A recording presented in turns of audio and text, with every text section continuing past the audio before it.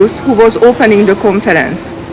It is essential for nourishing our people, water on earth, safeguard biodiversity, protect our health, fight against poverty and massive migration, avoiding war and encourage peace, and giving a chance to development.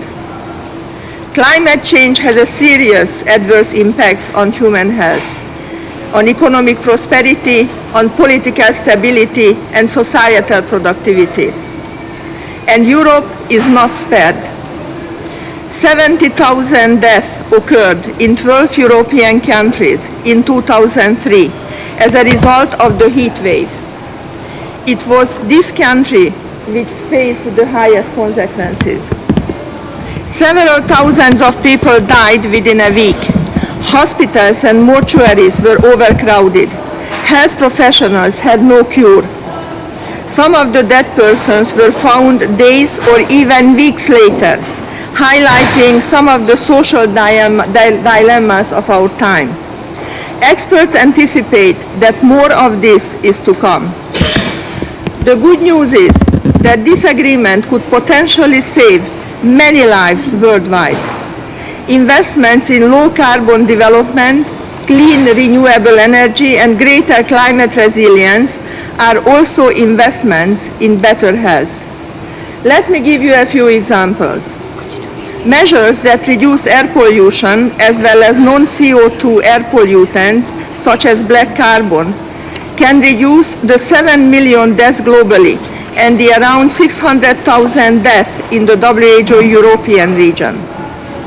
A reform of global energy subsidies could reduce carbon dioxide emissions by more than 20%, cut premature air pollution death benefits of energy, transport, buildings, and agriculture. Ladies and gentlemen, let me also reassure you that we in WHO are doing our part. And we hope that the Paris Agreement is going to give us an even stronger mandate for action together. For our keynote presentation, I have the honor of introducing Professor Sir David King. Sir David was appointed as the UK Foreign Secretary's Special Representative for Climate Change in September 2013, and has previously worked with Prime Ministers Tony Blair and Gordon Brown as the government's Chief Scientific Advisor. He has been instrumental in raising awareness of the need for governments to act on climate change. It's a privilege to be here with you, and it's a very, very important topic that I'll be addressing. I'm going to start with what I think is Europe's biggest single natural disaster, measured in terms of the number of fatalities. And that was the hot summer of 2003. The best estimate of the number of people who lost their lives across Europe in that hot summer is 65 to 70,000. It was an enormous loss of life. It's not recorded as a natural disaster because, unlike a tsunami, it happened over months, or a month and a half rather than over a day. But nevertheless, in terms of the number of people who were lost in that disaster, it was enormous. Now, the question I'm addressing here is, what is the impact of climate change on human health?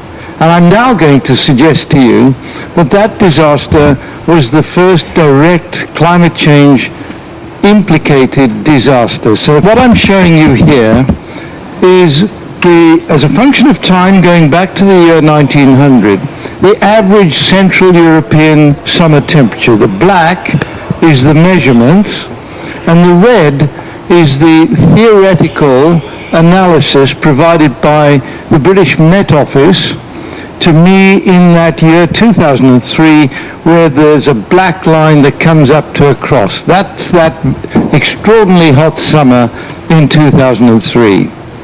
Now, I hope what you can see from that is that it was well in excess of the previous hot summer in Central Europe on record, 1947, that spike in 1947. And then in red, what you see is the Met Office's theoretical model. And that theoretical model from the UK Met Office is essentially from our world analysis of the weather. It's an enormous amount of data, an enormous computer program. It is reinitiated every 6 hours from data gathered from satellites and from commercial aircraft around the world, every 6 hours. And we predict the weather for the world tomorrow. And we also predict climate change for the world in 80 to 100 years' time. So this model includes greenhouse gases. And I simply asked the Met Office to run the model backwards in time, first of all, to see, and I was asking them in 2003, to see to what extent we could trust the calculations. And you'll see that the red indicates that this doesn't give a bad description at all of the change in the Central European average summer temperature going back to the year 1900. What, of course, it doesn't show is that we can predict the weather. The weather is the spikes going up and down over that length of time. The weather prediction is pretty good for tomorrow, and it gets worse and worse as we go forward. And so what I also asked them to do was to reinitiate their program over a 6-week period. And so what you see in the different red curves is the up and down of the weather as predicted, and the overall trend is what we are now calling climate change. Now I asked them to run the program forward in time, and you can then see that, you can then see if you glance across that by 2050, on a not business as usual, a medium to high emission scenario, which we're currently on, we will have reached as an average temperature in Central Europe the same as that extraordinarily hot summer in 2003. And that to me summarizes the enormous risk we are faced with from climate change. Each and every population around the world is fully acclimatized to their historical climate. We would never have had that number of fatalities if people had been acclimatized to the average climate. But that rising background signifies the challenge that we're faced with. When we get an extremely hot summer in 2050 or thereabouts, that'll be an equal spike but sitting above a much higher baseline temperature. There's the challenge. And you will see from this that we need to be, in the shortest possible time, decarbonizing the global economy. And that's what this meeting here in Paris is aiming to do. Now, was that a curious event? Of course, we always have extreme weather events. Those upward spikes indicate that in the black curve. But let me just then take you to the next slide, which shows you that hot summer on the left in Central Europe in 2003, and then in July 2010, that awfully hot summer that the Russians around Moscow suffered. And you will see that the Moscow temperature was considerably in excess of that we experienced in Central Europe.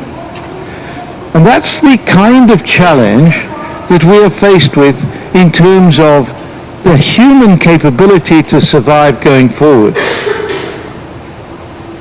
When I was Chief Scientific Advisor, what I had to do was worry about the low probability events, which these extreme events are, with a high impact.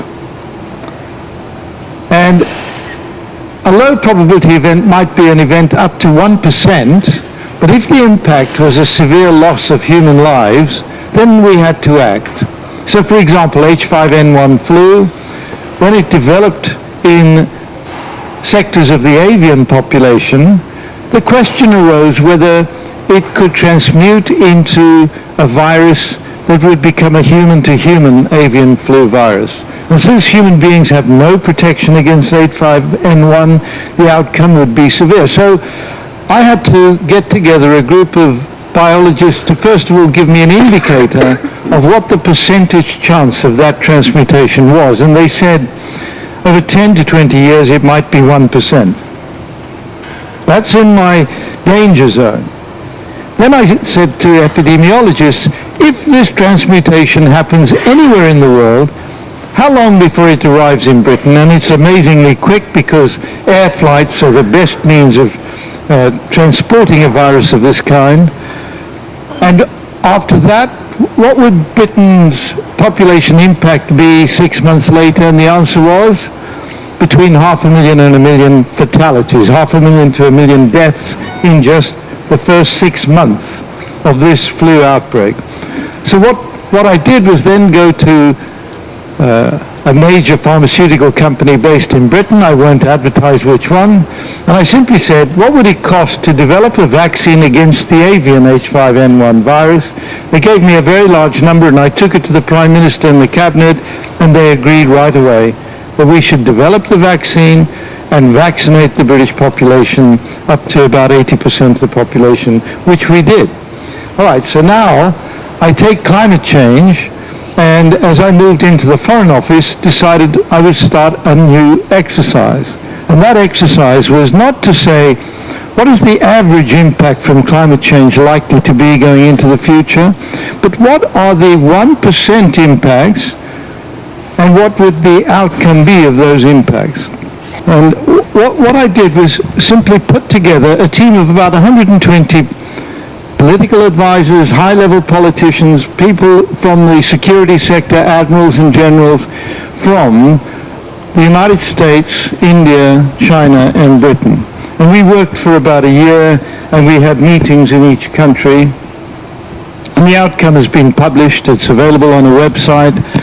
It's a risk assessment of climate change. Now, a risk assessment is taking an insurance/reinsurance approach to climate change, which frankly has never been done before.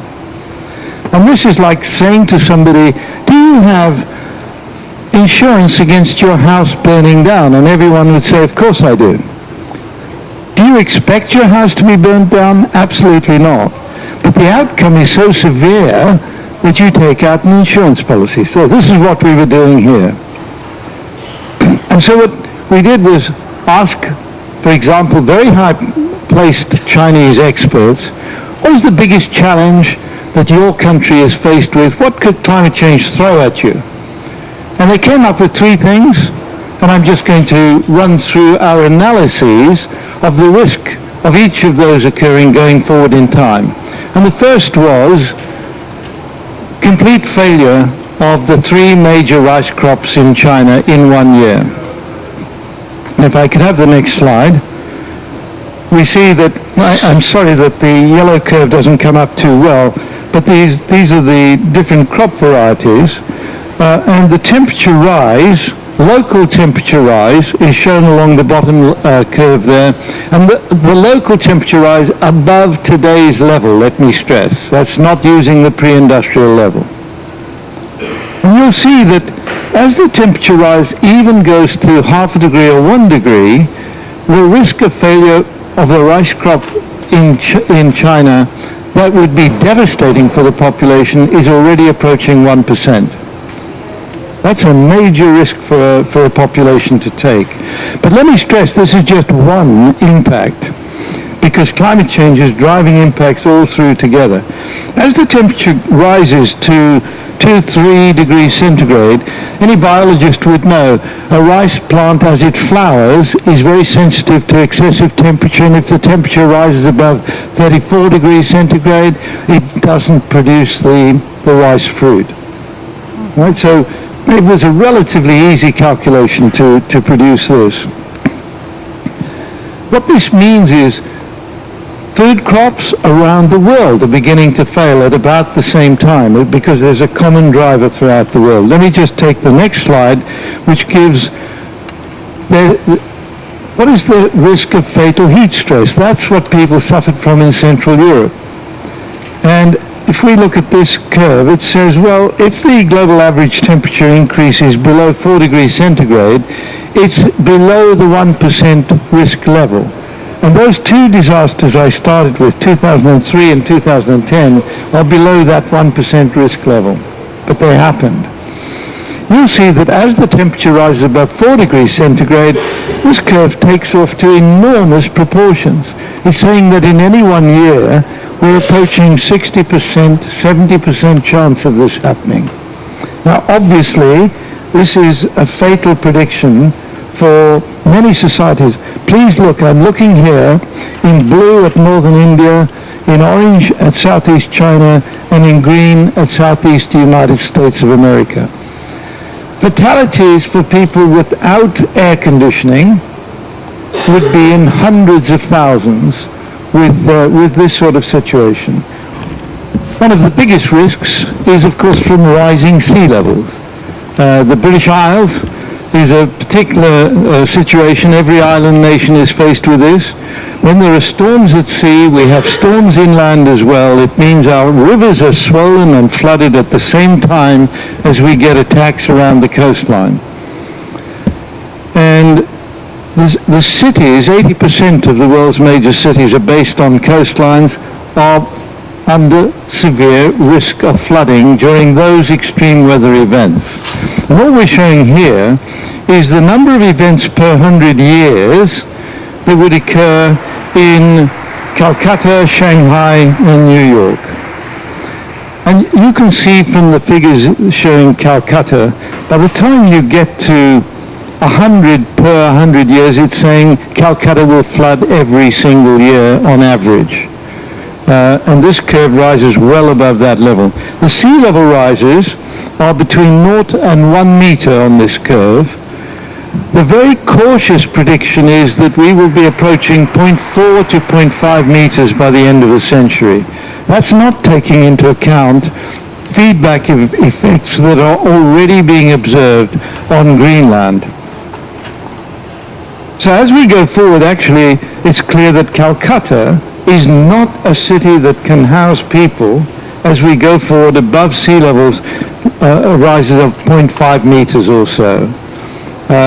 We published this, as I said, in June, and some of you may be aware of the very severe floods suffered in Calcutta shortly after we published this paper. If you follow that green curve back in time, you'll see that it's a non-zero probability of happening. The severe floods of cities around the world is happening at the same time as these other challenges. But then let me go back to food production in China and the dependence on rice as a crop. The biggest rice paddy fields in the world are in the Vietnam Delta. And that delta is going to become salinated as sea levels rise, particularly when there are storms at sea. And we will lose the rice crop from the biggest rice crops in the world, and that will be a loss that will not be regained. So we're looking at severe challenges to the global economy going forward in time. What is the probability?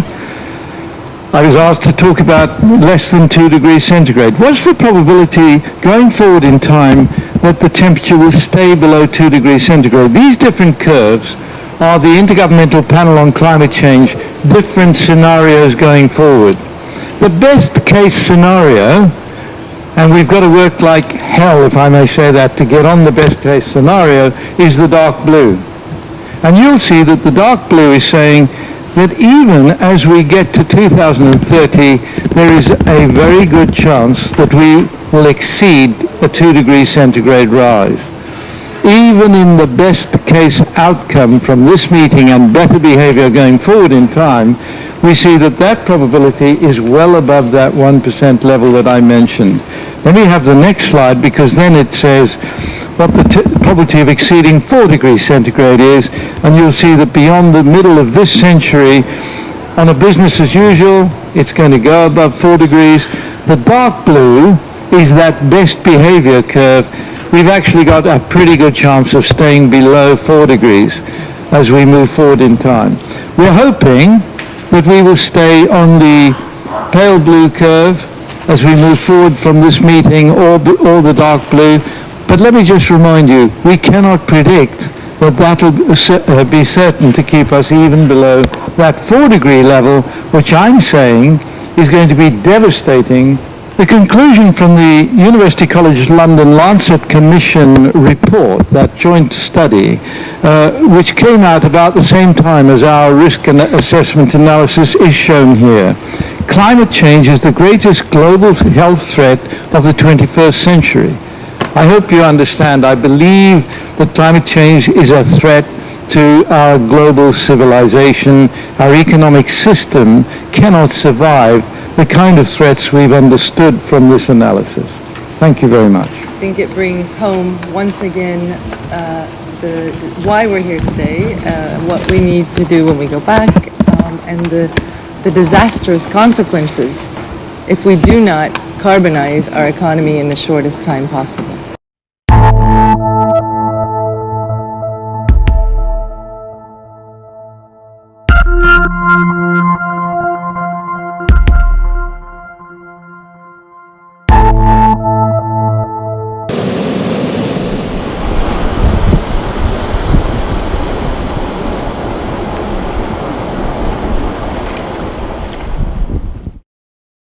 Our focus is on wildlife traders. That is our niche.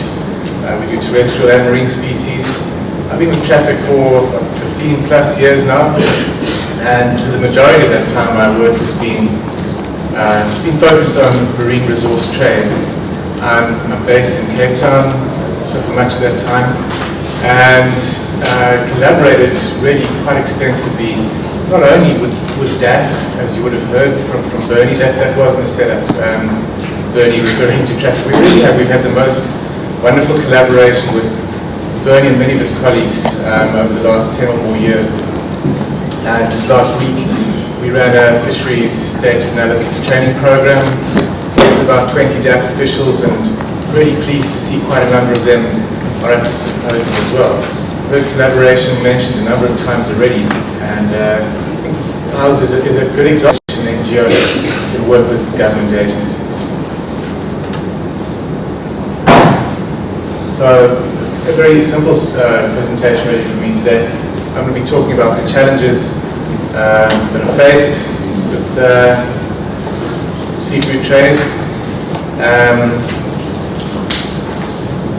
focusing on international trade. I won't be looking at domestic trade and those challenges. I'll be drawing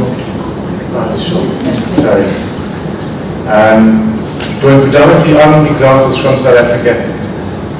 I'm going to be talking, just to warn you, I'll be talking again about abalone and rock lobster. I know Bernie covered them, but they really are, I know those situations, those trade issues well, and in a way they're kind of like the poster child of fish crime and related trade. They are such strong, unfortunately, South Africa, very damaging examples of fish crime. And then at the end I'll discuss some solutions for addressing the challenges. Okay, so this is a sort of standard trade chain. You've got fish at sea being pulled from boat to plate, and you have a whole lot of controls right through that system from the time it's landed. The first point of sale buyer, you've got the processor, the trader, get exported, imported then, goes into the retail restaurant system and is bought by a consumer and is eaten. And you've got systems at each point in that trade chain for monitoring these controls, and a variety of agencies with a mandate for that enforcement. Now, I think arguably the strongest measures and the most expensive measures are those that take place at sea. So you've got your observers, you've got BMS, AIs, at sea patrols, and then at landing as well, you've got fisheries control officers monitoring discharges. And I think probably justifiably so that you want to expend a lot of effort, compliance effort at sea. You want to keep the resource in the sea at sustainable levels. Once it's been illegally harvested, the stock has been impacted. So I think justifiably, but it's the very expensive end of compliance. And right through this trade chain, every single opportunity there is an opportunity to disrupt. Wherever you've got a control measure that can be enforced, you have an opportunity to disrupt. And I think if we just reflect on that pyramid that Yves showed yesterday, the more opportunities for disrupting illegal catch and trade, I think the higher we can get in that pyramid and the just attitudes and behavior. So we also have fisheries control officers, enforcement officials playing a role through the trade chain. They will check, for instance, processing establishments, check invoices, permits, and so on at various stages. In some cases, but not always, you'll have fisheries compliance officials playing a role at border posts, imports, so monitoring import and export of seafood. But that's not always the case. That's often where customs plays that predominant role. And as we know, there's not enough interaction between customs and fisheries. There's an assumption, I think, that by fisheries that, well, the trade is largely international trade. That's been largely regulated by customs, although it is within their mandate. And then, you know, the thing about all those trade-related activities is that at every point in that trade chain, there's a permit, and the permit's got information on it. There's a lot of data that's being collected right through that period. And my experience is that that data is not being analyzed sufficiently. I think we have far more of a focus on analyzing the at-sea data, the catch data, the VMS data, the observer data. There's a huge untapped data resource that's linked to the trade chain. Not enough cross-referencing, not enough comparative analysis. Yeah, I think from a compliance point of view, this trade chain as well, it provides enormous challenges. Those challenges are also opportunities, of course. But you've got, you know, seafood being traded in a processed form. It could be dried, it could be filleted, frozen. If it's in a container, as Bernie showed you, you're facing a huge task. So I'm going to talk through a couple of examples that just highlight the challenges, reflecting again as well on the potential for improved trade data analysis, and how that can contribute to tackling fish crime. So this is a photo that I took about 4 years ago, I guess, in Dubai, UAE, and these are sharks that came across from Oman. There were about 4 or 5 freezer trucks that came over, and apparently these trips are happening almost daily. They brought at night to the night market, to the fish market in Dubai, and they then bought and finned. I don't know what happens to the meat. I wasn't there long enough to watch the transaction and any processing, but the main market here is for the fins.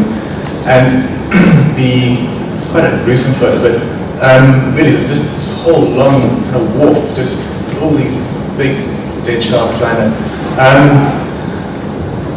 Most of them were big-eyed thresher sharks, which catch is prohibited by IOTC for IOTC member states and cooperating non-contracting parties.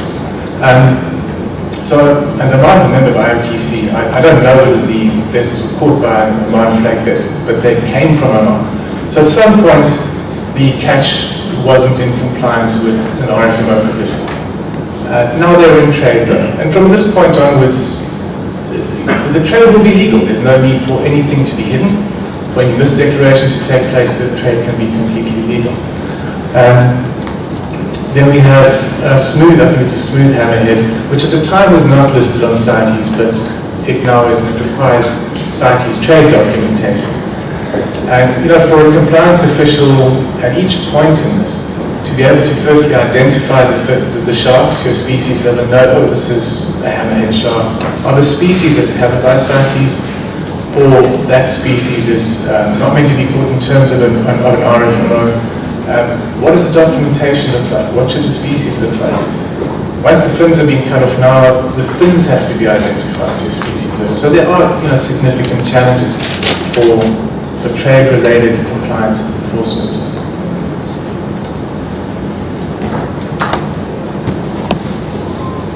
So, Bernie spoke this morning about abalone poaching and trade, and really it provides one of the most dramatic examples of fisheries crime. I really feel almost perhaps all wildlife crime on the African continent. I know we've faced the moment of the real crisis with with rhino poaching, with elephant poaching. This is a crisis of its own, if not having as much of an impact on the species, that the social impacts are devastating. It's syndicated crime that's been involved, drugs, local gangs, corruption, you name it. It's all bundled in here.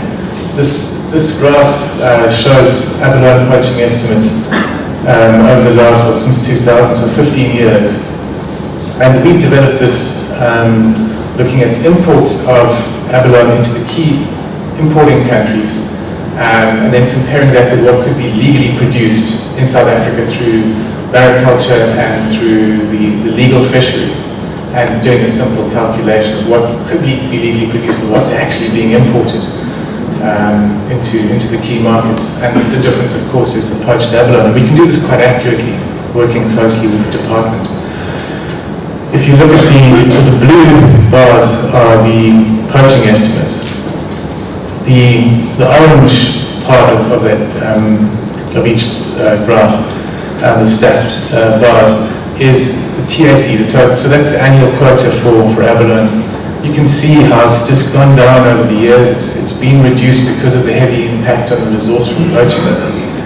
And now in 2014, the legal catch probably represents conservatively, I think, maybe 3% of what comes out of the water legally.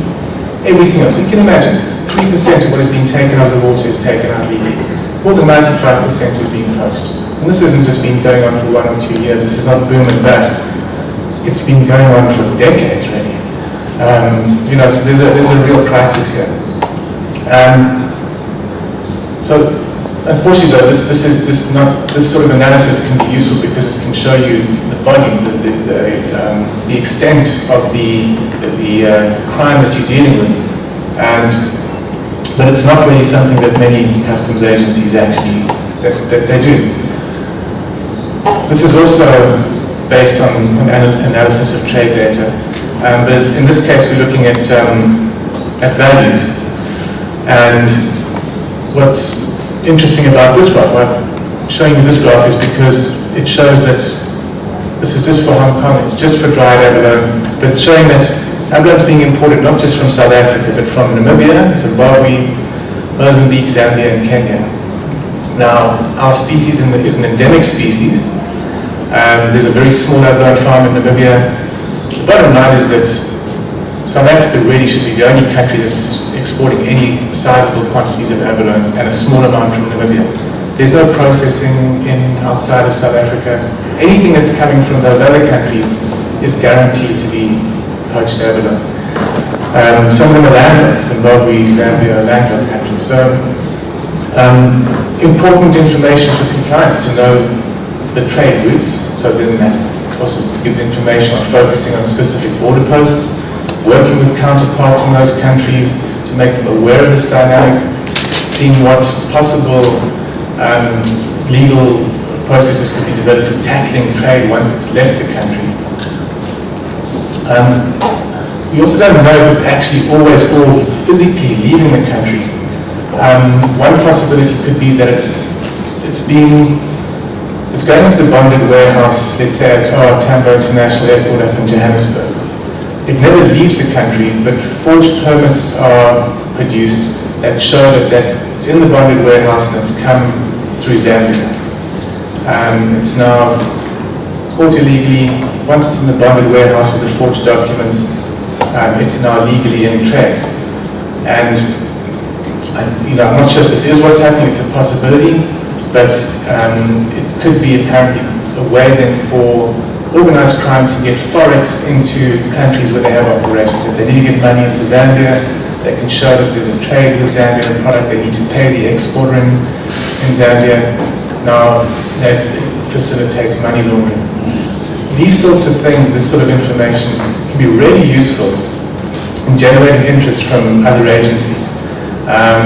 Financial Intelligence Center in this country and equivalent agencies in other countries that are trying to find 1,000 tons of poached abalone being exported illegally, but they're going to be very interested if you tell them that they're losing up to R1 billion a year in illegally. There's loss of revenue, and the other impacts.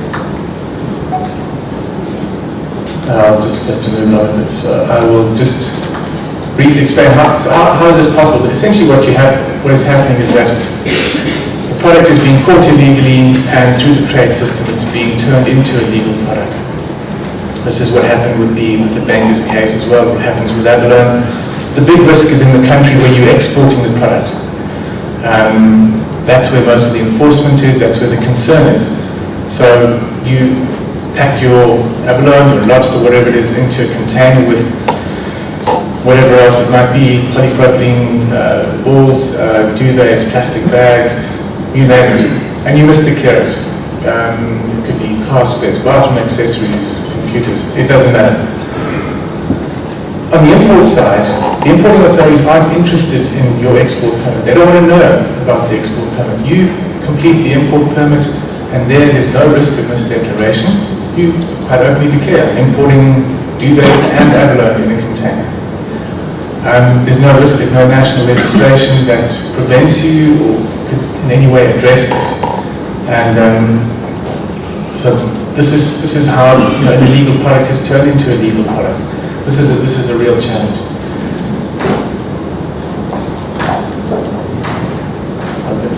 This is an example. This is actually a case that Bernie was talking about, where you had sardines and abalone packed into the same container, exported as sardines. I'm not sure what would have happened on the import side because they got the container turned back, but if they'd been sensible, they would have declared it as abalone and sardines together in a container so as not to risk misdeclaration. Very briefly then, I only have a few minutes left. This is the Bengals case as well.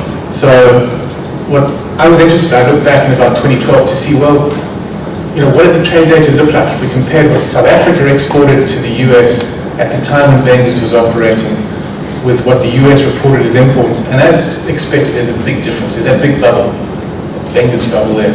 And that's the difference. The difference is really what was being poached and exported illegally, because there was no risk on the import side of declaring it as abalone. What was interesting in subsequent years, though, is that it hasn't gone away. And Bernie said, can't give any details, but there are ongoing investigations into illegal lobster poaching and trade. And my thinking was, as Bernie said, if they hadn't had that informant telling them about the Bengals trade to the US, it could have gone on for years. If someone had been doing data analysis in 98, 99 and seen this big difference, maybe they would have alerted and said, look, you've got to look particularly at consignments that are going out to the US. We think that's where our poached abalone is going. Lobster. To summarize the challenges, the international trade system makes it too easy to order illegally caught fish. It's very difficult to change the system. The HS, the RMI system, the standardized system, often doesn't contain sufficient detail of fish products. Frozen fish other or something, it doesn't tell you that it's a hammerhead shark. But sometimes import data can provide that level of detail, which it does, for instance, with abalone. So it's about understanding the systems. Insufficient interagency cooperation, especially between customs and fisheries. That's both within a country, but also between countries. The capacity to deal with these massive volumes of fish products in international trade makes inspection very challenging. Numerous trade documents, knowledge of the requirements, the confidence to know exactly what is required with a trade situation. What document is needed? What should be written on that document? How does that match up with what's in the box? Identification of especially processed fish products in trade, and then corruption, which has been mentioned a couple of times this morning already.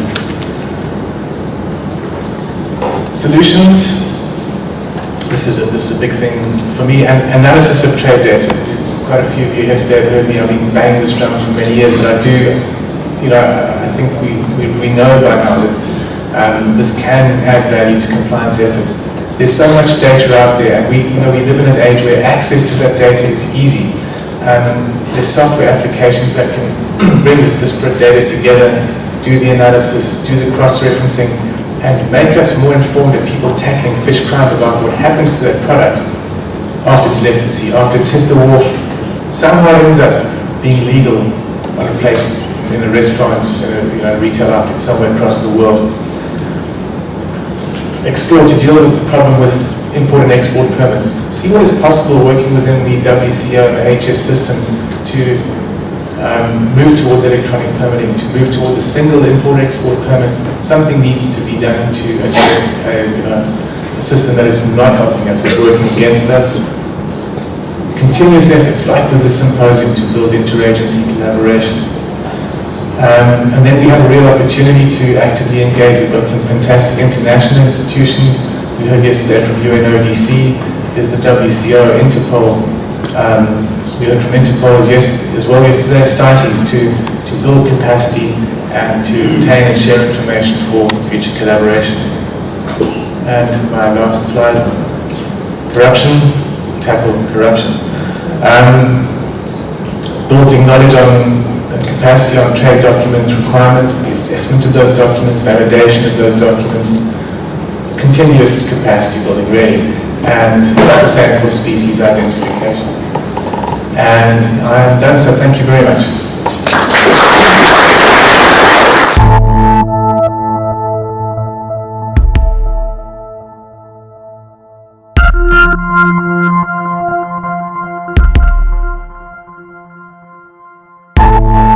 In this instance, I'm going to talk about water and memory.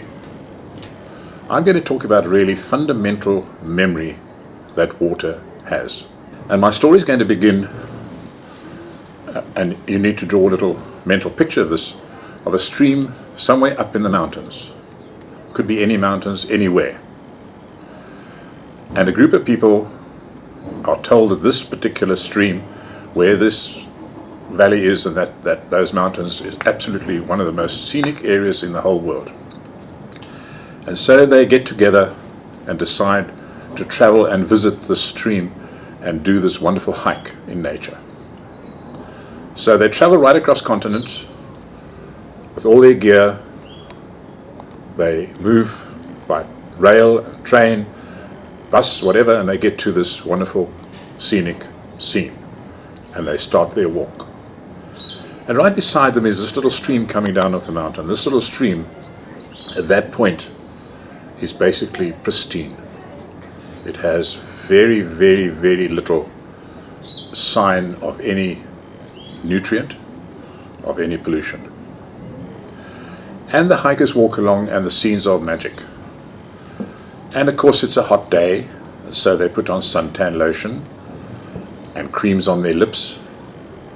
And as would be the case, it gets hotter and hotter, so they decide to have a swim in one of the pools that this little stream has.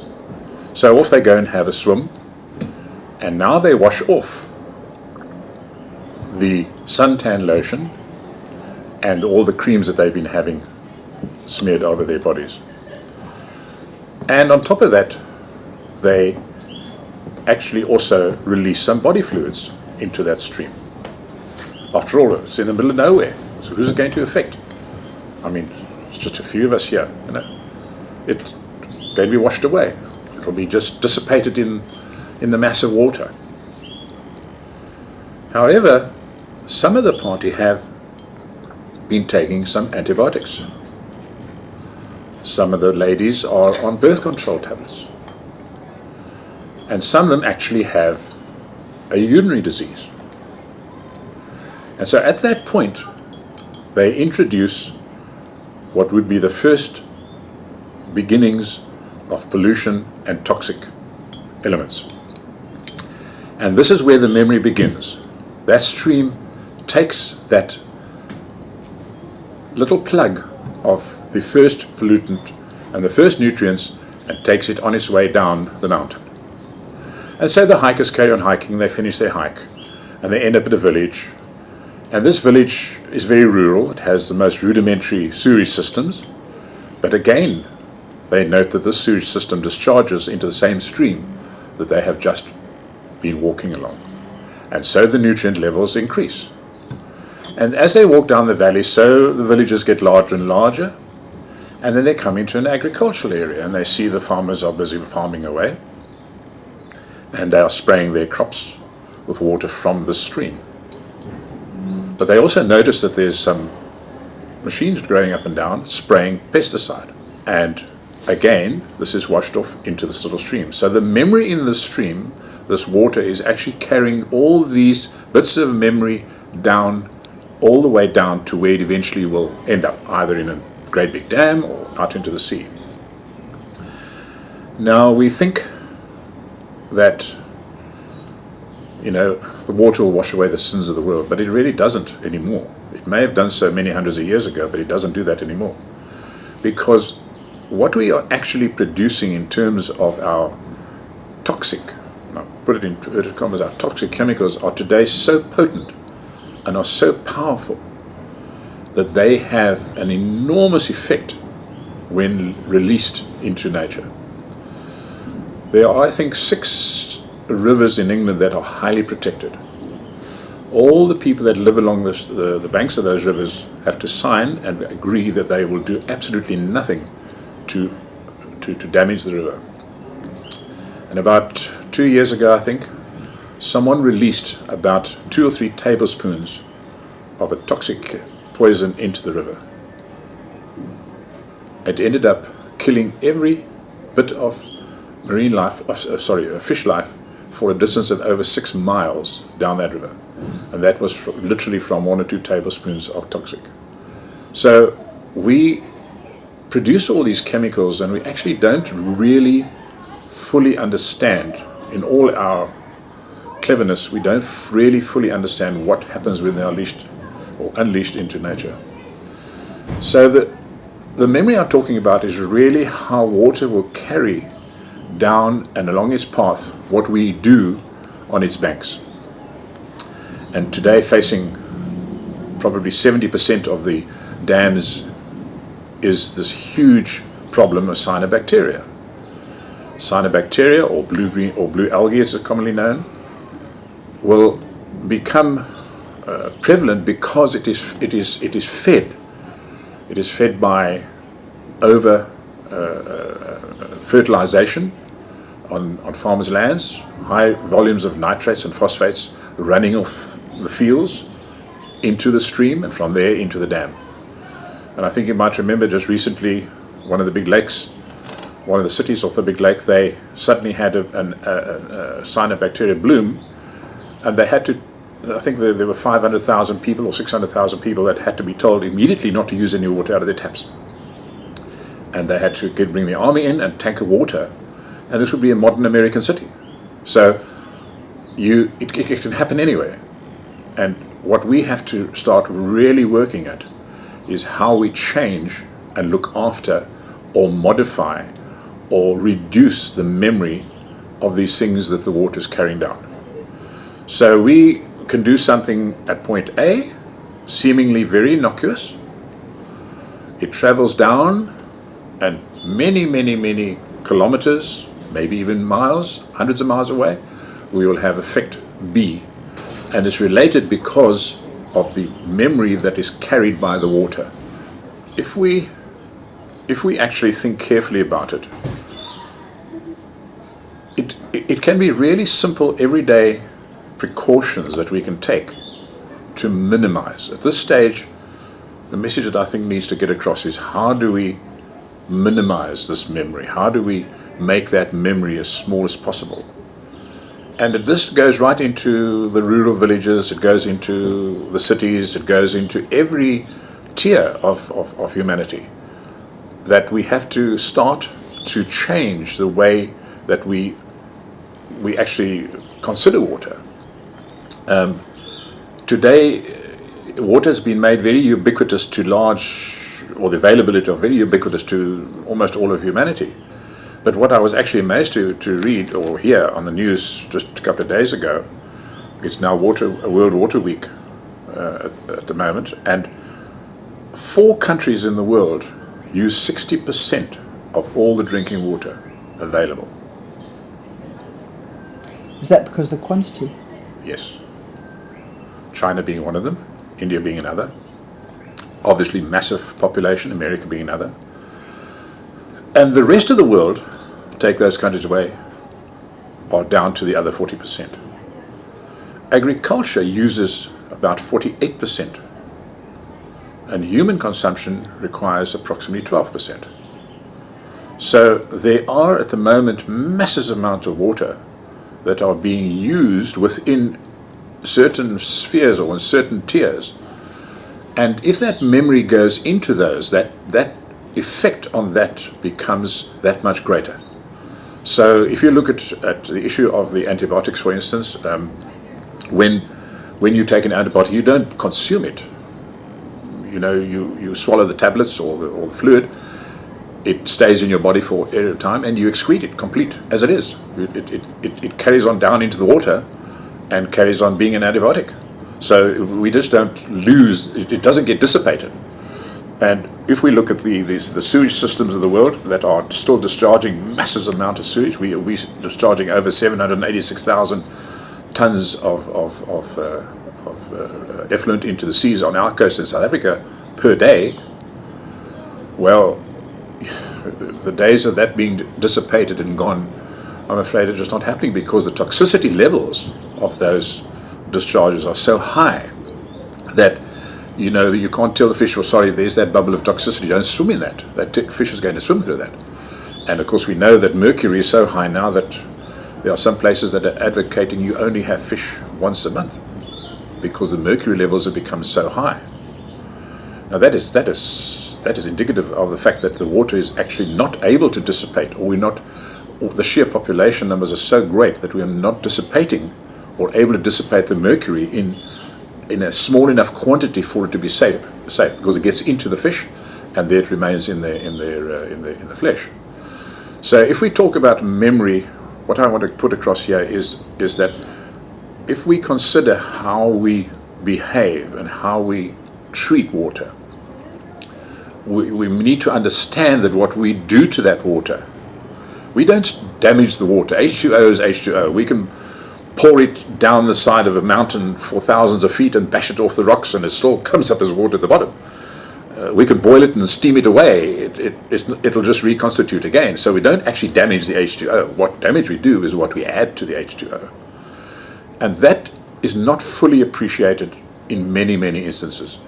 So the actual molecules of hydrogen and oxygen themselves, they remain intact, but they are incredibly efficient as a solvent to carry away and move these various bits and pieces, and that is the memory that I'm trying to put across here. So if we think to ourselves, well, if we do this to this water, we're putting something into it, and that something we put into it is like putting something into your brain. You learn how to do something, so it kind of learns what you've done, and it carries that through faithfully. It will move it without modification. It'll just take it along and move it to point B.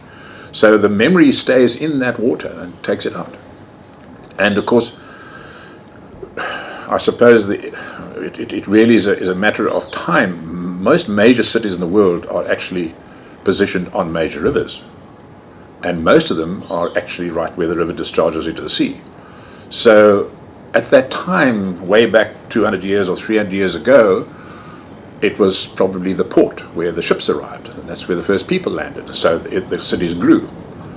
So cities now will have to start changing, where they can't have a simple system whereby they create the mess and we dump it into the river, it disappears into the sea. Cities are going to have to change. They're going to have to become circular. In other words, where they are creating the waste, it no longer gets into any water body. It is dealt with separately. It is taken out and treated, and actually then put back into the farming around it.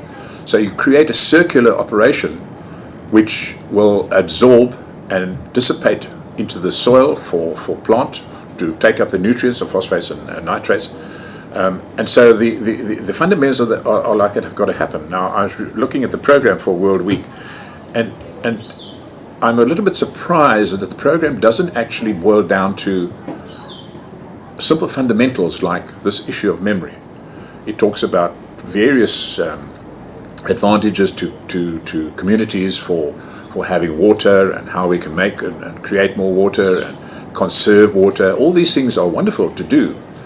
But we can conserve all the water, but if we've put a bad memory into that water while we're conserving it, we're actually just holding that toxic situation and putting it into wherever, and it continues somewhere else. So minimizing. To me, that is what's got to start being looked at. And that message is very straightforward to put across to the most rural community. From there upwards, can be put across. The fact that we can just go to a tap and turn the tap open and wash away everything and say, oh, well, the sewage works are going to handle it. Well, that's starting to become a major problem. And sewage works, which are very efficient, are themselves struggling now to be able to handle these high levels. And certainly there's technology coming out to help to do that. But it would be necessary, I think, to have a two-pronged attack where the actual originator of the memory must start to think about minimizing it and keeping and look and see what they are doing. Can we use a different product which is more organic rather than inorganic? Or can we use, do we have to put so much on our face? Can we perhaps not have it? Can we put it on every second day? Can we change our thinking about that whole aspect of putting these memory chips, as it were, into the water? And that has to happen, because we're running out of water. We're running out of water which is suitable for human consumption. We're not running out of water. I mean, the world's, there's so much water in the world that there's plenty there. We can take it out of the ocean and desalinate it and all the rest of it. But certainly, in terms of fresh water, natural fresh water, we are certainly running out. I do know that ozone is probably in fact, it is the best disinfectant that we know of. It cleans water like you would not believe. I mean, it's just unbelievable. We introduced ozone in the Middle East to clean grey water, and it really, if you study it on ozone, it's incredible, and it's very easy to actually work with. If it can be dangerous in a closed room if you walk in and you haven't taken the necessary precautions, but no one would ever do that. Or certainly, if you had a plant like that, you'd have a warning system that would as soon as the ozone level reached a certain point, it would switch off. But ozone dissipates very, very quickly. It stays in the water, very cold water, for maybe 10 or 15 or 20 minutes at most. It then dissipates completely into the atmosphere. But while it's doing that, it will remove as near as 99% of everything that you can possibly think of. Pesticides, all the chemicals, the whole works. And that is quite easy to use. And it's becoming now very easy to put into your home. So what is happening is, for instance, that water in the mountains that has come down with all these memory bits and pieces and is treated, is delivered through the pipeline to your house. And it is deemed as being suitable for drinking. But to do so, they've had to put in chlorine to keep it disinfected all the way to where you are, because chlorine has a long residual time in the pipework. And so therefore, from time to time, they get the mixture wrong, because there's people using a lot of water some days on a hot day, then they don't use so much. So it's quite difficult to actually fine-tune the amount of chlorine. So they tend to overdose, and sometimes if you have a shower, you'll smell the chlorine, or you boil a kettle of water and make some tea and it tastes awful because the chlorine's gone up. So we ozonate all our water now for our house, even though it has been proved to be absolutely perfect for drinking. We have to start to learn from nature and use nature to find the solutions. And we might incorrectly not have a very good yield. Then we would have to go back again and rebalance. It's not going to be a one-off, get it right the first time. But if we take England now, they finally are going to allow the use of pesticides, because they were told that if you don't use it, you're going to lose your crops. Well, that's almost like putting a gun to the government's head. You're going to lose your crops, and the people are going to starve. But where's the third solution, the third option? In everything, there's always many options. Use the pesticide, or don't use the pesticide, or use only some of the pesticide. in low level. And I think it would have been appropriate for the government to say, well, okay, you say we're going to lose our crops, but let us legislate that in 1 or 2 counties they will use no pesticide. Plant ordinarily, and if there's a failure, the government will come to the party and say, look, we made a mistake, we will recompense the farmer, so that the farmer's not taking the brunt of it. And then you run that parallel and you see, well, that county, they used pesticide. This county, they didn't use pesticide. Oh my goodness, they didn't lose the crop. Then you have an ability to do the measuring. And then maybe another county you say, well, allow 50% of the crop. So you balance out until you find, and you minimize and minimize and minimize. But right now, it's an all or nothing, and they get scared to hell about this. And so virtually a gun is held to the head of the decision makers. And even though there were some 200 scientific papers presented to prove that this wouldn't happen, the decision that Britain took, very, very worryingly, is to carry on and use the pesticide. If we go back to nature and you look at a simple tree and how it transpires and it draws water, transpires, and it creates a whole system of continuity. All the time we are breaking this continuity down. We are very deft as humans to break nature's continuity. And we need to go back again and look at re-establishing nature's continuity. And so if we look at the cry, well, we had to do this because we got to feed the millions or the billions, you take that at face value to start off with and say, well, fine, but then we need to also take an area and start to re-establish what was removed from there. And that is where Luke was explaining with his seeds, for instance, how that can be done.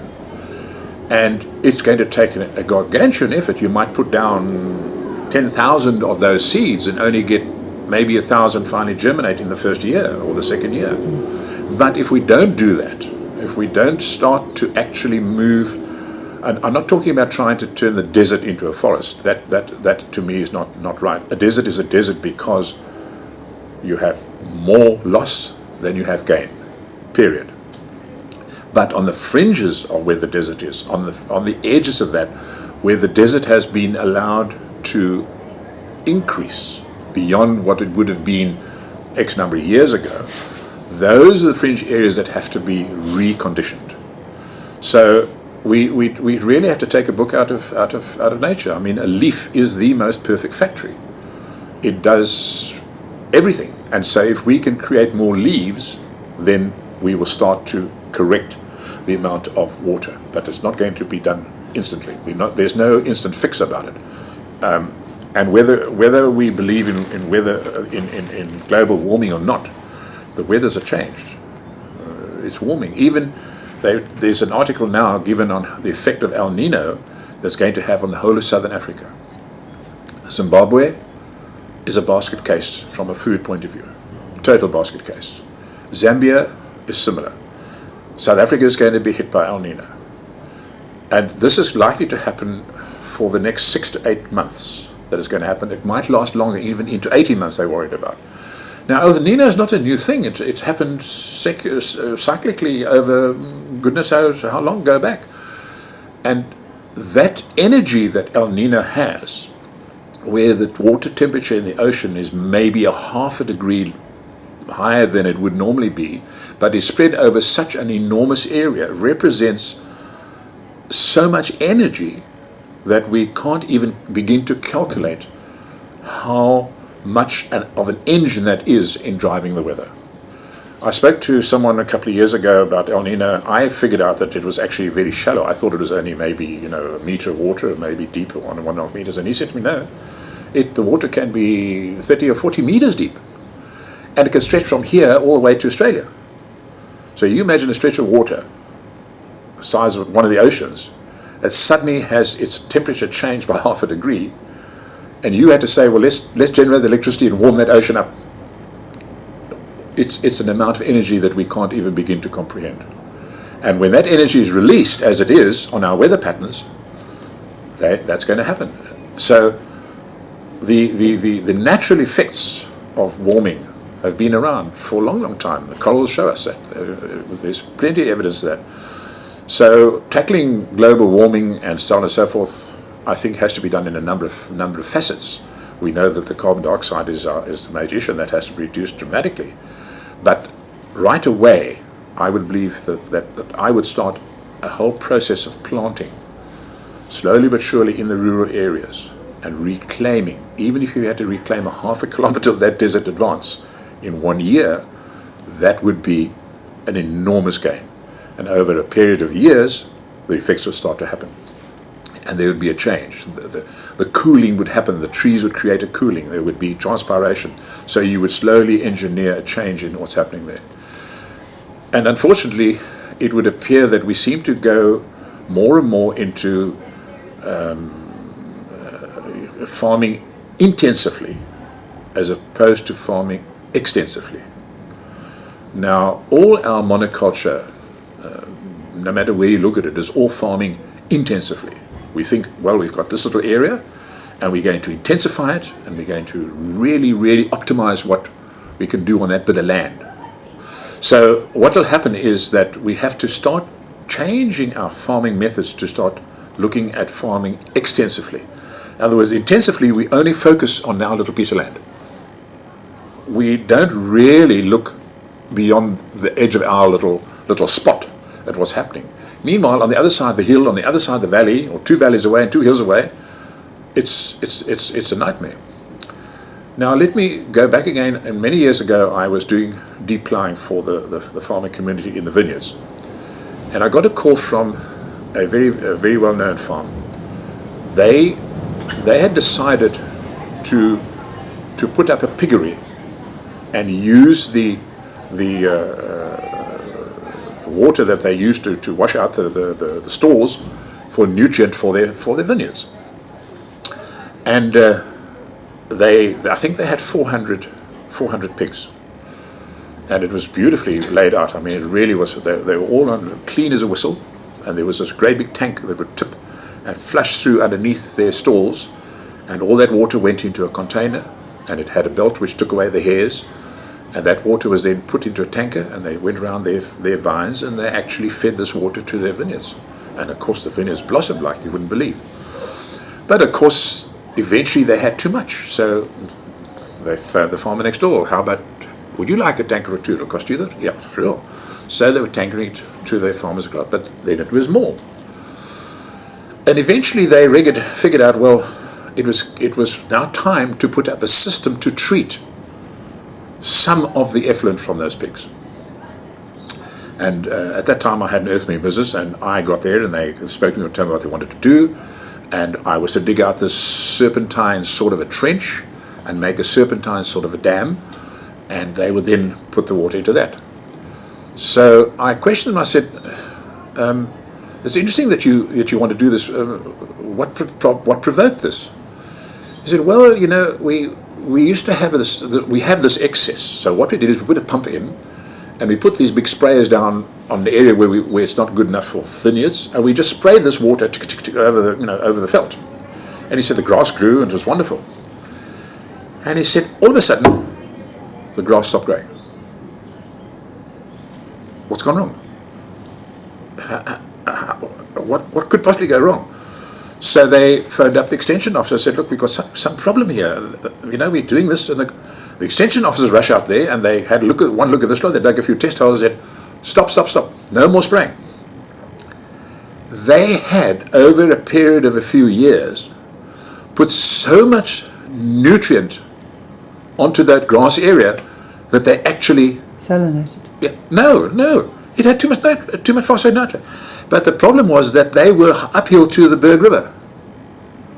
And so when we had our rains, all that surface on the surface washed straight down into the Berg River. And we're talking about a considerable area. We're not talking about a small, rugby field. This was massive. And they stopped immediately and said, no, you are not allowed to take anything out of here. You will have to treat all the water on this place. And that was just because of not even going to buy phosphate and nitrates from the chemical company. This was just out of there. I then found out that the 400 pigs created as much nutrient as 12,000 humans. So we dug this whole place out, and they got to treat it and restored the whole issue. And it took a long time, lots of rainfalls, seasons thereafter, to leach that extra nutrient out, and for the grasses to start to regrow again and actually consume it before it ended up in the Berg River. So here was a very innocent, wonderful plan to fertilize naturally some vineyards. We're not going to go and buy the chemicals, whatever they were. We're going to use nature's own nutrient to do it. And that went flipped right over. It completely flipped its lid. And that was an absolute eye-opener. I mean, I really did think hard that could happen, but I saw it. It was as obvious as can be. And of course the pH also changed. And at that time, they did a very interesting experiment of just what pH will do to growth. Nothing else. Nitwa Bay is the testing, the laboratory where they do a lot of the research on vineyards and stuff like that. And they had a farmer's day, and what they had done, they had a little series of little punnets, these little flat punnets that you get at the nursery, and they had planted grasses in them. And they had a long table, and behind the table they had numbers. So and these were pH, from acidic going to neutral and going to alkaline. And each punnet, it's just grass growing in it, and each punnet was watered with the acidic or alkaline level pH representative of the number on the wall. And it was staggering, Judy. At the acidic end and the alkaline end, the grass was so high. And as you look, there was this natural graph, how the grasses got taller and taller and taller until neutral, and then got shorter and shorter and shorter again. It was the most poignant, absolutely clear graph that you could possibly imagine. There's no way you could actually even explain that in a class as poignantly as that. It was there, and the farmers looked at it. They couldn't believe that this was so blatantly obvious. And how simple is it for you to take a sample of your soil and test it for pH? Not a big deal. So that started a lot of things rolling. And I remember Boland Kutsia at that time at the farm Kanonkop, and he was advised to put about 5 tons of lime, agricultural lime, into the soil before he planted. He did the de-plowing. And he said no, he was going to put in 25 tons. And they said, no, you're crazy, you can't put in 25 tons, that's ridiculous. No, he said, I'm going to put in 12.5 tons of dolomitic lime and 12.5 tons of calcitic lime. The calcitic lime will break down quickly, and the dolomitic lime will break down when my children will reach 20, because it takes a long time to do that. So it was his farm, do what he wants to. And we plowed it, and we applied the lime. You want to go back again and look at those vineyards. They are absolutely stunning. And all he did was to look and create a pH environment for his vines to grow in. So those were some experiments and some very, very poignant examples of what, and how simple, if we just look at the pH. We worry about pouring in, lots and lots of nutrient, but we actually don't take the soil and say, well, let's see, what pH is it? And you can get a pH test kit. These are not difficult, they're not expensive. But if we simply went to the soil and did a pH test, we'd say, oh, okay, this is funny, this is very acidic. Maybe we'll just fix it and bring it back to neutral. You haven't put any pesticide in there, or sorry, any nutrient on it. We've just changed it with lime or whatever to bring it up, and the plants just, away they go. Because nature doesn't do that. Plants will grow where the soil is ideal, and where it isn't ideal, you say, well, why are these trees not growing here? Oh, let's check the soil. And I had some interesting work in the UAE, and our a chap that came up there, he checked the soil, and he could look at leaves and he'd tell you straight away, well, this plant is lacking substance in the soil. We take the soil samples away to the laboratory, and blow me down, exactly what he said was what was missing. Things like boron. There was not sufficient boron in the soil. we know that soils are broken into three different components. You have your sandy soils, so you have your loams, and you have your clays. And here, of course, we have predominantly sandy soils, as you know, in the Cape. So the farmers on the Cape are pouring nutrient into this basic filter. It's just like sand, and it's disappearing into the underground water stream, and it's just all over the show. But it's residual time that is actually where the root zone is so short that they keep on pouring at the top, and the poor old plant just consumes it a bit, and then it's gone. It's away. So again, the way that is being applied and so forth, and the best thing is to add more and more humus to the soil and try and get it more towards the middle point, the more like the loams. I think in about 1966-67, I was doing work on Marina da Gama, and that soil was really, really bad, and they sent that off to the US for testing. And the report came back that this was possibly the worst soil that they'd ever tested. And they didn't know what to do to it other than to put lots and lots and lots of plant material into it. And so the chipping of trees came into being, and the big chippers were used and put in as much humus into that as you can. And that corrected it, and they planted and moved trees around, and stuff grew beautifully. So there is this issue of re-examining how we're doing. It's too easy to just go down to the co-op or whatever and go and buy some fertilizer and put it on there and say, well, there we are, it's done. That has to change. We have to start to minimize and look at growing extensively rather than intensively. Let's look around and see what is happening over there. Why is it being done like that? And rather say, hang on a minute, perhaps if I change, I'll just change a little bit of my farm first and see what happens. And if it works out, then that's the beginning of the change.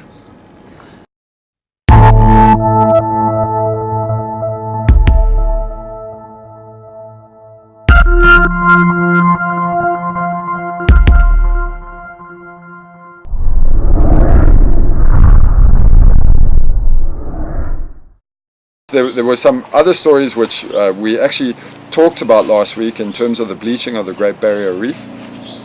And then lastly, they did an experiment on how the reef responds to an increase in acidity, so ocean level acidity. As you know, bleaching is happening across the Great Barrier Reef, and they are losing kilometers of reef due to bleaching. Now before, it was always thought because of the increase in temperature of the upper water, and this is causing the bleaching. But what they found out is that the reef as a living organism, this is something we should actually be concerned about, because if you think about it, the Great Barrier Reef is like the mother of the ocean. It is like the estuary of the ocean. It is the heart of the ocean. Life breeds from the Great Barrier Reef like you have no idea. But the point is that the reef this is not the first time the reef has gone through kind of heating events and cooling events, but it has certain methods in which it protects itself. So what it does is they have like a trial run, okay? So the reef will basically send information to the top part of the reef saying, prepare for heat. And then they prepare for the heat, and it takes quite a bit of energy. And if you think about it, it's kind of weird. It's an entire living organism that's basically telling the top part of that organism to prepare for an increased heat. And so this is actually happens in normal reefs, and it's in this way that reefs are able to survive variations in climate. The problem is, and this is why they figured out why the bleaching is there, is because the reef is sending the signal. It's sending the signal to the top part of the reef saying, listen, there's a problem here and prepare for it.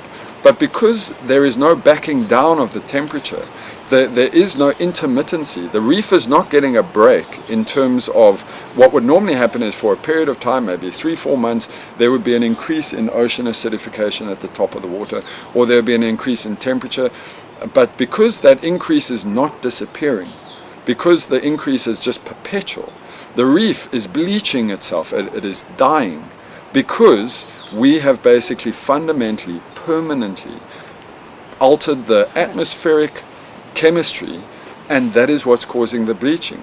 You know, this if you think about the incredibleness of the Great Barrier Reef, you know, we talk about the extinction of certain species, but the Great Barrier Reef is a massive large living species that has survived for thousands, perhaps millions of years, and we, in the short space of just 20 years, are destroying it. 20 years. Now the scary part for me, and I'm going to round this up quickly, but the scary part for me is this, is that we already know that if tomorrow, let's say for argument's sake tomorrow, everybody decided, well look, I'm not driving, all carbon dioxide emitting places said, look, we're going to cut carbon. We already know that the amount of carbon dioxide in the atmosphere will impact the atmosphere for at least 10 to 15 years before there is any significant drop in global part per million counts of carbon dioxide. So that means that even if we stopped everything bad today, the Great Barrier Reef is going to experience 10 to 15 years still of the conditions at itself, which may Just kill it off. already be enough to kill it off entirely. It may be enough that even if we were to stop everything right now, that it may be enough to wipe it out. So we are actually sitting on maybe the world's largest extinction event outside of the KT meteor impact. We could actually be looking at potentially the death of the ocean's mother. And that's what we're doing. Because to be honest, do you really think that tomorrow we're not going to drive? Do you think tomorrow that we're not going to make more carbon dioxide? Bearing in mind that on Wednesday that study came out affecting how growth is starting to affect resource base and sustainability. In the first decade of this century, China have achieved a lot in developing renewable energy and new energy. 我在昨天介绍中国能源发展的情况上已经讲了，中国的风电已经位居世界第二。 Yesterday, in my keynote speech, I have stated that the installed capacity of wind power in China ranked #1 in the world, 水电呢位居世界第一， and the installed capacity of hydropower ranks #1 in the world. 太阳能光伏电池的这个产量已经达到这个世界的50%。 And we have half of the solar batteries around the world. 中国太阳能光伏发电的能力已经达到60万千瓦。 And the installed capacity of solar PV is about 600 megawatt. 今年到年底，我们有可能达到80万千瓦。 By the end of this year, we expect the installed capacity to increase to 800 megawatt. 太阳能热水器的利用面积，我们已经占到全世界总量的50%，也是世界第一。 And for solar water heater, we have the coverage of about half of the world coverage, ranks #1 around the world. 第三点，我们还要在解决好安全的前提下，要积极的发展核电。 Thirdly, we will actively develop nuclear power plants on the prerequisite of safety. 中国目前在建的核电的规模有3097万千瓦。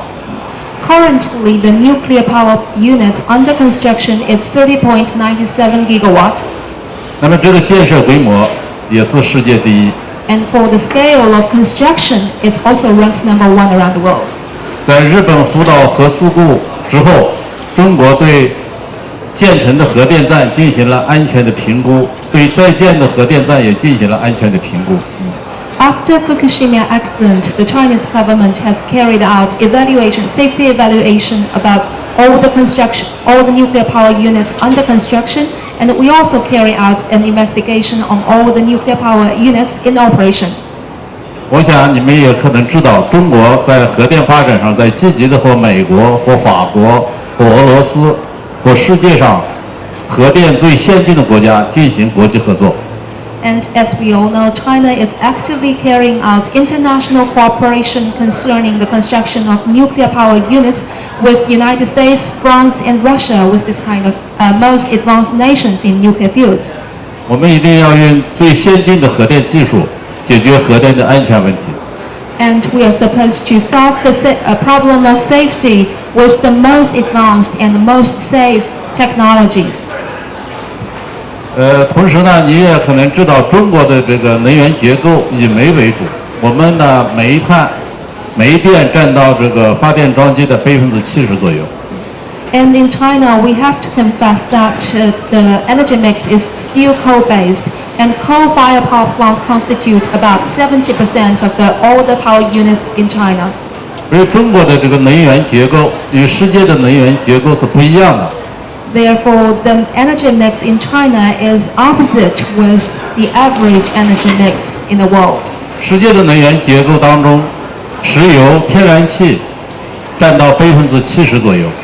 In the average energy mix, oil and gas constitute about 70% of all the energy consumption. 由于中国的这种能源资源和能源结构，就决定中国今后仍然要发展火电。 Considering the current or the status quo in the energy mix in China, which is coal-based primarily, it decides that in the next phase, China will still develop its energy on the basis of coal-fired power plants. 但是我们在发展火电方面已经采取了很多积极有效的技术措施、管理措施、政策措施，促进火电厂清洁高效发展。 In the utilization of coal-fired power plants, the Chinese government has carried out a lot of active and very effective technological management and also policy measures in order to develop coal-fired power plants in a cleaner way. 第一点，我们在2005年到2010年期间，已经通过上大压小的政策，关闭7000多万千瓦的小火电机组。 From the year 2005 to 2010, we have carried out supporting the large-scale coal-fired power plants and closing down small coal-fired power plants strategy, which have retired about 76 gigawatts of small coal-fired power plants. 这种行动在世界各国都是前所未有的。 And I think this kind of activities is unprecedented around the world. 第二呢，我们通过这种上大压小，使我们国家的大机组的比重，特别是30万、60万，甚至80万、100万的火电机组，占到整个火电装机的80%左右。 Through this kind of activities and the strategic measures, we have also optimized the structure of coal-fired power plants in China. Currently, large-scale coal-fired power units, which has the installed capacity of 300 megawatt, 600 megawatt, and 800 megawatt, even 1 gigawatt has constituted about 80% of all the coal-fired power plants. 第三点，通过这种措施，我们火电厂的供电煤耗下降了20多克。现在中国全国火电厂供电煤耗达到330克千瓦时，也是接近世界先进水平。 Through this kind of effective measures, we also optimize the cost of coal in coal-fired power units. Currently, the coal consumption for per kilowatt hour of power is about 333 grams, which has been reduced by 37 grams through the 5-year plan. Currently, I think the status quo for coal-fired power plants in the respect of coal consumption is pretty advanced around the world. 第四点，我们已经要求中国的新建的火电厂都要加装脱硫、脱硝、脱氮的这种技术措施。 Fourthly, we have asked all the new rising coal-fired power plants to add desulfurization devices in their construction. 同时对老电厂进行脱硫、脱硝、脱氮的技术改造。 And at the same time, we will also carry out desulfurization reform and upgrade for old coal-fired power plants. 那么在电价政策上，对于这些清洁环保的措施，给予一定的鼓励和支持。 As for the tariff policy, we also support the construction of cleaner and more effective coal-fired power plants. 我们欢迎世界各国的专家、能源组织到中国去参观中国的火电厂。 We welcome experts and organizations from around the world to pay visit to China's coal-fired power units. 我认为中国的火电厂在世界上来看，从管理、技术到清洁、环保，还有这个火电厂这个周围的环境，都已经是非常好的。We believe that the coal-fired power plants in China is pretty advanced in no matter in the respect of technology and also environmental friendly and also more clean and management. 我们火电厂实行零排放。For coal-fired power plants, we encourage the operators to carry out a zero-emission strategy. 有很多火电厂就像花园工厂一样。Some of the coal-fired power plants are like gardens. 而且我们呢，在发展火电的同时呢，还大力发展热电厂。When we are constructing coal-fired power units, we also encourage them to carry out cogeneration. 发展天然气电厂。And also gas-fired power plants. 发展煤层气电厂。And utilization of coal-bed methane. 还有在要求一些大型的钢铁化工企业实行压擦余热发电。And we also encourage the steel companies and chemical companies to utilize their redundant heat. 所以中国在优化火电方面做了很多大量的工作。To sum up, China have achieved a lot and made painstaking efforts in optimizing the structure of coal-fired power plants. 在“12·5”能源规划当中，我们也要求火电厂要采取更加积极有效的措施，发展高效、先进、清洁的火电机组。In the 12th Five-Year Plan, we still encourage those operators to develop high-efficient, more advanced, and much cleaner coal-fired power units. 在这里，我还要向你传递一个信息：中国30万、60万以上的火电机组的技术指标、经济指标，在世界上都是比较先进的。Hereby, I would also like to share this information with you that currently the status quo or the conditions and levels and criteria for 300 megawatt, 600 megawatt coal-fired power plants are performing pretty well around the world. 我们火电设备的价格性能比在国际上都是有很强的竞争力。And they are also cost-effective in the international market. 2010年，我们向世界各国出口火电设备1800万千瓦。In the year 2010, we have exported the installed capacity of more than 10 gigawatt. 2011年，仍然有很多国家订购了中国的火电设备。Hopefully, in the year 2011, we will welcome more purchase from the international market. 所以，请你放心，中国今后的火电厂会越来越干净、越来越清洁、越来越美丽。So I can say confidently that in the next phase, China's coal-fired power plants will be much cleaner and much beautiful. 所以欢迎你到中国参观中国的火电厂。So I would also like to invite experts and organizations from around the world to pay a visit to China's coal-fired power plants to see with your own eyes. 这是我回答你的第一个问题。That's my answer to your first question.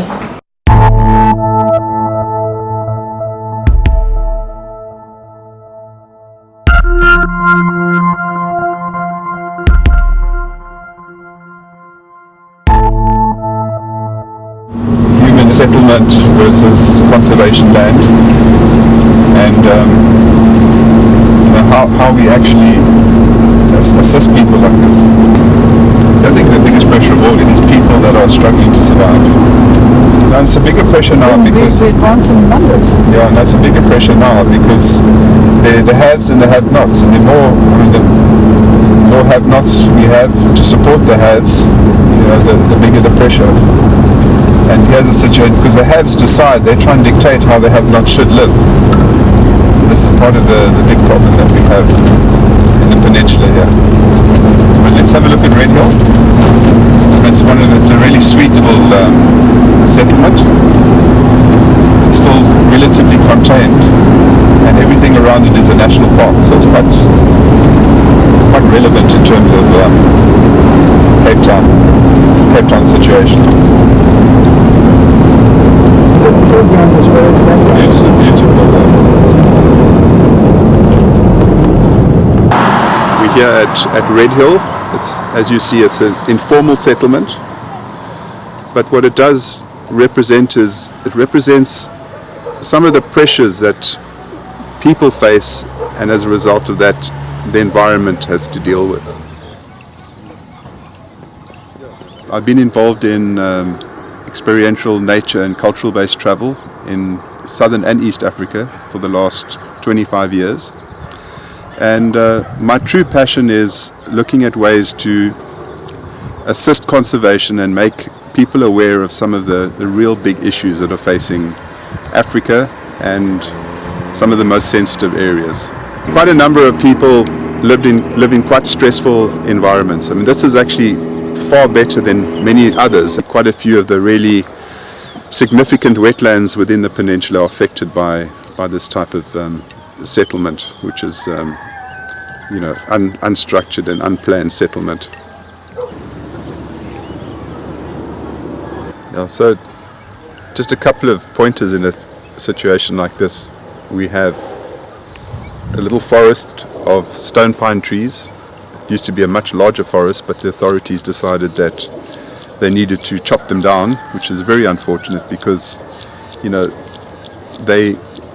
stone pines are not that invasive, and they also created quite a nice shelter for this settlement here. So the authorities came along and really unnecessarily chopped down these trees. Other problems in an area like this is that service delivery is a big issue. The council doesn't effectively help with waste removal. They also rely on energy to power their cookers, and you notice quite a few people have got their television sets. But when it comes to winters, it gets extremely cold here, so they rely on firewood, and by destroying all the potential firewood in the area, it puts an extra pressure on some of the other plants in the area. A good example of that, a local example, is the baboons. Yeah. Is that there are very few left here. We've only got 10 troops remaining on the peninsula, but even the baboons struggle to survive with what's here. So they've kind of adapted their lifestyle to raiding houses now.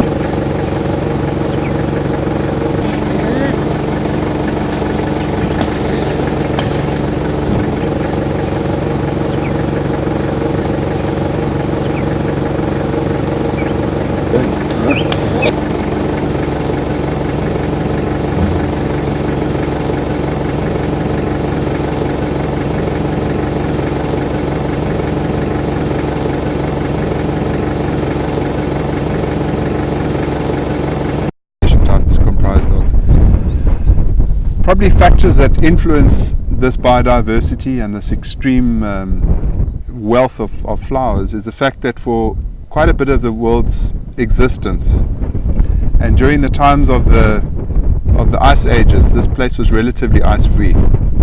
So in other parts of the world that were locked up in ice, other plants were not able to actually grow and evolve, whereas the Cape was ice-free for longer periods, and they had that edge to develop and basically colonize all this new ground. The Cape itself, this part has been around 120 million years, kind of as a result of the split of Gondwana land and all the mountains that got raised out of the ocean from one tectonic plate bumping into the other, forming this incredible new piece of earth, which is made up of all these old sedimentary ocean layers. And in this habitat, plants have evolved and diversified, growing on the soils that formed from this Table Mountain sandstone, which is this original sedimentary rock. And also other areas where the Cape granites, which go back even further, 600 million years, have also intruded and formed very acidic soils. So in this area we have, as I mentioned earlier, we have more plants per area than anywhere else, and in this reserve specifically we have more plants than the whole of the United Kingdom put together. But when you look at fynbos, it's it doesn't look like very much if you do a scan over an area like this. But once you get down on your knees and you start examining the actual detail and seeing the different types of plants, you realize how much we've got here. Some of these plants are so specific that the entire world distribution is like within an acre. It's their factors of wind, sun, soil type, and all of those factors together contribute towards the ideal growing environment for that plant. And if it doesn't find that anywhere else, so that's why you often find what we call endemic plants, plants that are limited to an area, that they're not found elsewhere. And there's a high level of endemism in the Cape. So, too much development has a big impact on these rare plant species.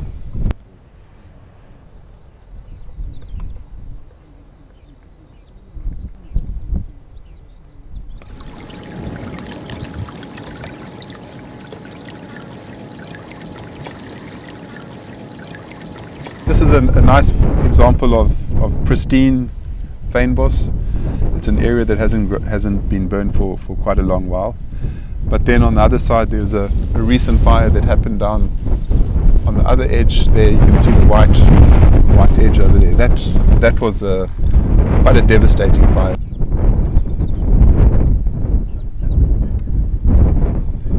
Fynbos needs to have fires because it helps encourage all the biodiversity, because there's a succession process that would happen here.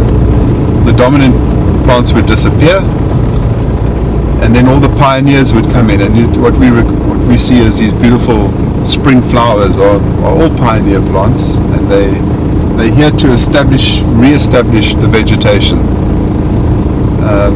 They're opportunistic, so whenever they see a chance, they establish themselves and they grow. They invest huge amounts in their viability to produce seed and regenerate as quickly as possible. But they're annuals, and they flower for part of the year or grow for part of the year and then disappear. But then the more dominant plants will then use that foothold to re-establish themselves. And it's a cycle of about 14 years. Destroyed all the vegetation in this area. Just a few of these protea trees that are still barely surviving. Quite amazing that They survive. surviving. Actually, you see it got scorched, but you see the new growth over there. It's still viable, so it will survive.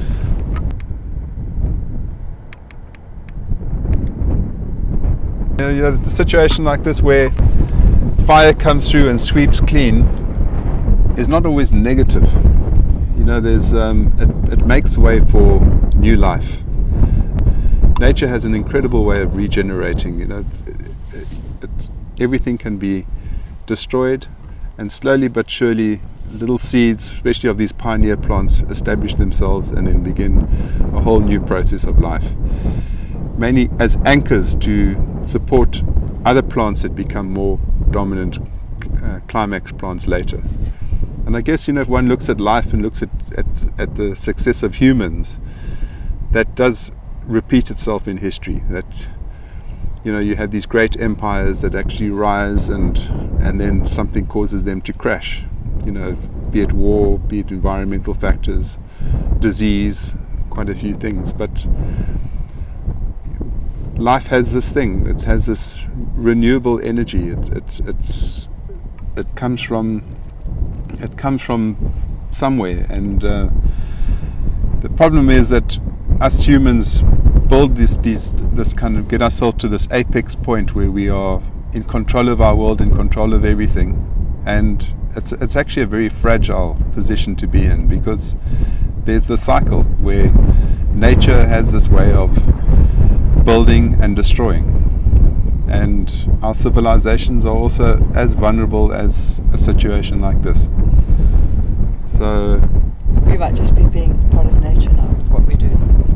well, the earth has this, and I mean the greatest cities in the world are just as vulnerable. I mean the foundations might be good, the structures and the construction might be great, but it doesn't take much. It can take an earthquake, it can take a flood or just a fire, or even man himself to destroy all of that.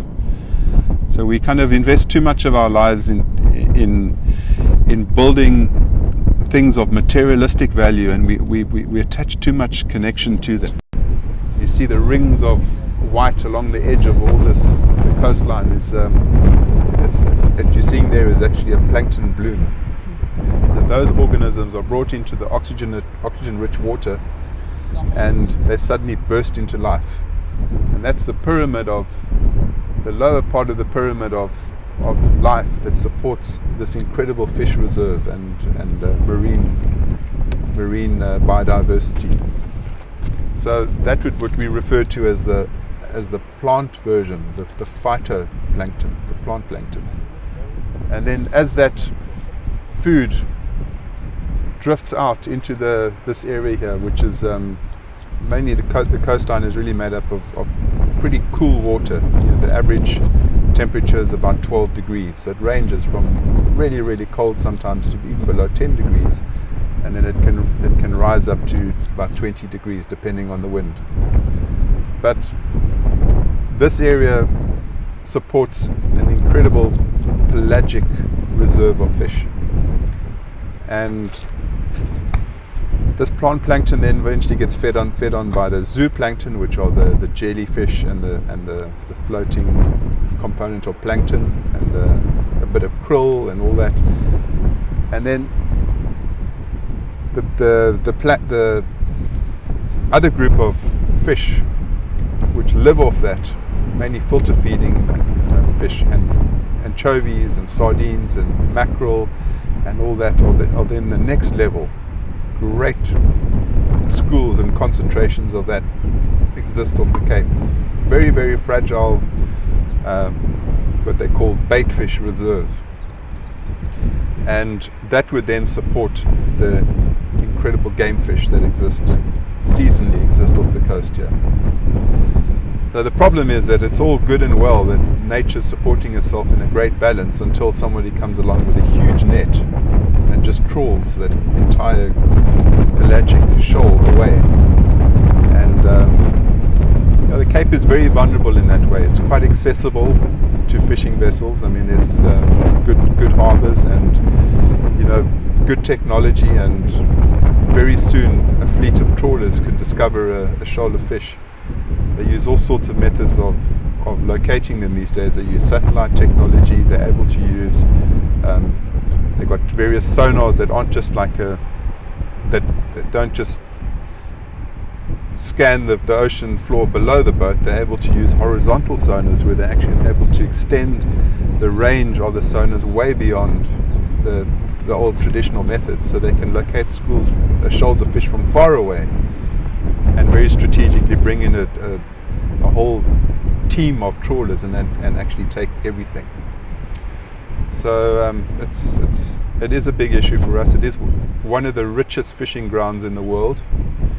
In terms of biodiversity, the South African coastline, which is 3,000 kilometers long, represents the second largest diversity of families of fish in the world.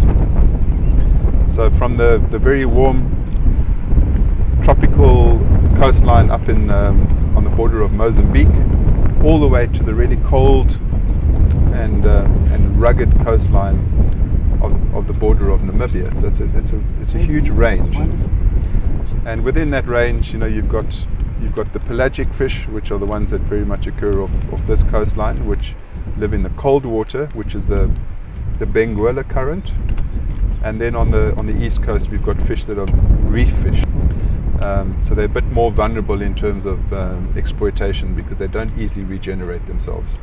Because once a reef has been destroyed, it's very hard to kind of build the viability of that reef back again. But a place like False Bay, as I said, it's a place where we've got enormous number of fish that are able to withstand that range of temperatures, that are also very localized, as it's some of the fish up on the tropical areas. And within this bay we've got quite a number of fish that are endemic only to this area, mainly amongst what we refer to them as the little sand sharks, the smaller reef sharks. False Bay is unfortunately quite protected. They don't allow any trawling in the bay here, and the type of fishermen that operate in the area are mainly the traditional fishermen from Cork Bay, who are line fishermen, and a couple of sports anglers. But there are still, in the bay, there are a number of areas which are regarded as breeding sites for cob and for steenbras, and those areas are unfortunately still permit dragnet fishing. So quite often fish that come in to spawn and breed happen to fall within the range of these gill net or land-based net fishermen, and they actually trawl the whole group in and destroy that viable breeding population.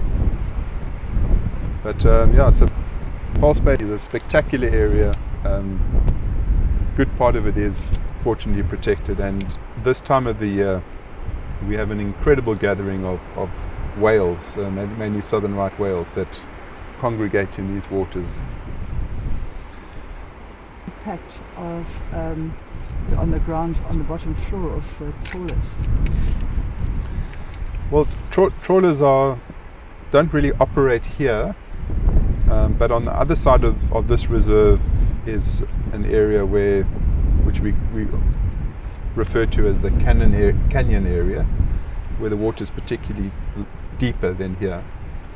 And it's the kind of interface where you have the cold water and the warm water mixing, because although we have this cold Benguela current pushing up coming down the coast, pushing up the coast from the subantarctic, we have a countercurrent that comes from the other side, and that countercurrent is usually warm water, and that's where all the predatory fish live. And then you have the bait fish within the colder water. Now that's an area that the trawlers target, because it supports quite a biodiversity of fish, mainly the hake and kingklip. The problem with the trawler is non-specific. They basically create this huge wall of net, and they just trawl everything within range of that. And it takes everything. There's a huge amount of bycatch. It doesn't quite scrape. Bycatch is non-target fish. It could be fish, it could be mammals, it could be dolphins, it could be anything that happens to be in the path of that net is taken. And those nets trawl for 3 hours, and once they pull it out, everything, the contents of that net gets dropped into a hold, and then it gets processed. So in the time of being trawled for 3 hours and then being thrown out of the water into this big cargo hold and then being processed, most of the animals don't survive. So what would happen then is the fishing company would just take out the viable fish, and the rest would just be thrown out the back. There are quite a few other techniques of fishing beyond, other than the trawling, is the long lining. And the long lining is a matter of having a long rope with multiple lines with hooks which are baited, and it's also quite non-target, because they might be looking to catch what they call the normal lionfish by baiting for kingklip and for hake, but they catch quite a number of sharks in the process as well, and those fish don't survive. The other problem with that is the number of seabirds that are actually attracted to this fishing operation. So you've got albatrosses, and you've got shearwaters, and all the incredible flocks of pelagic birds out there that actually follow these fishing vessels, and quite a few of them get dive as the ropes are recovered. The long liners, with each rope with its whole series of hooks, and the quite often albatrosses that actually get impaled on the hooks and brought out. So we lose a lot of albatrosses in the process of that. So talking about bycatch, these animals all suffer as a consequence of this fishing operation. Some people would say that the effect of dropping so much dead fish that is just not the one that they wanted over the edge could mean a lot of food for other fish. Is this indeed what happens? It is. It's one of the most. I mean, it's quite a significant thing to be around a boat that's pulling a net or lifting a long line, because it does attract everything. I mean, it's for a fisherman. If you're a tuna fisherman, it's probably one of the best places to catch a fish, because the predatory fish know this. They're conditioned already to know that when a trawler lifts a net, that there's going to be a reward or two. So do the birds. So that's true, but the thing is that there's just so much they can eat, and the rest is just pure wastage. It's just a loss of unnecessary life. Man is polluting quite a few of these coastal areas with the sewage situations, and quite a few of the rivers in Cape Town that have been previously quite polluted have also had quite an effect on the estuaries and the coastline. But I think the bigger problem in the rock lobster industry is that they're using a very, very the method of catching lobsters utilizes what they call a trap, which is a huge basket-like box, which has got two funnels on either side. And the problem is that these fishermen often put these traps out on very, very bad weather days, because they're forced they have a pressure to catch a certain number of quota within a certain time frame. So they do expose themselves to some extreme conditions, and in the process lose these nets. And once this net is lost, it continues for almost infinity until that net actually disintegrates, continually catching everything through that funnel system. So they might have started out and had a trap full of crayfish, but those crayfish rot and attract other crayfish. So there's more destruction by them losing one of those nets than probably by them just fulfilling their quota. And if you go onto the western side of the peninsula, you'll just see beaches littered with those traps. I mean, I count up to about 30, 40 at the moment in the reserve. And just try and think back of when they might have lost that, and what a process of killing that net has gone through until it eventually found its way onto the beach. They should prevent operators from using those. Man is impacting the planet everywhere, and one of the big problems that is happening is potentially with global warming. They're anticipating a man-made, man-induced heating of the planet, and thus rising the sea levels because of the melting ice. What impact would that have, in your opinion, on, I mean, can you sort of foresee how it might unwind at the process? Up goes the sea level, let's say, give it 2 meters. How will that change things for anybody, for anything? Well, good or if bad? you're talking about the marine environment, mostly, but and coastal. well, I think it will certainly impact on man, because man is really, wherever possible, try to develop their best position along the coast. You know, in terms of, it's become a very valuable, highly sought after residential asset. So I think man has probably ventured a little bit too far in terms of nature's boundaries, and I think that is just a bit of an oversight, because the environment is constantly going through change, and you know, the earth has its cycles, and the cycles have existed forever. In a place like False Bay, for quite a bit of its existence, it was actually dry land. It's not a very deep bay, and at some part of it was a dunescape. So every 30 to 40,000 years we've had this process of sea level rise and fall. It's a dynamic process. Our kind of history is quite limited in terms of time scale, as opposed to what what the Earth's timescale is. But for me personally, I think it's more man's impact on It's a little bit different now really because- physical things, tangible things, and it has been. Has it? Yeah. It's really icebound, like a snowball. Not completely locked up, and that's why the Cape is rather different from other areas, and that's why we have such a diverse vegetation type, because some parts of the world are relatively ice-free, even during that great chill. There are two schools. You obviously got the scientists that have their, we live in a society where everything is about finding a mechanism of survival, and even scientists have to find a mechanism of survival. And if they can come up with a good theory to support their situation as a scientist, then they're sustaining themselves. And if that theory is to promote the idea that we're going through a time of stress, that global warming is a major impact, then it does create a bit of a public hype, and it does get people on board to help them support their research, because it becomes then a sustainable opportunity for that scientist.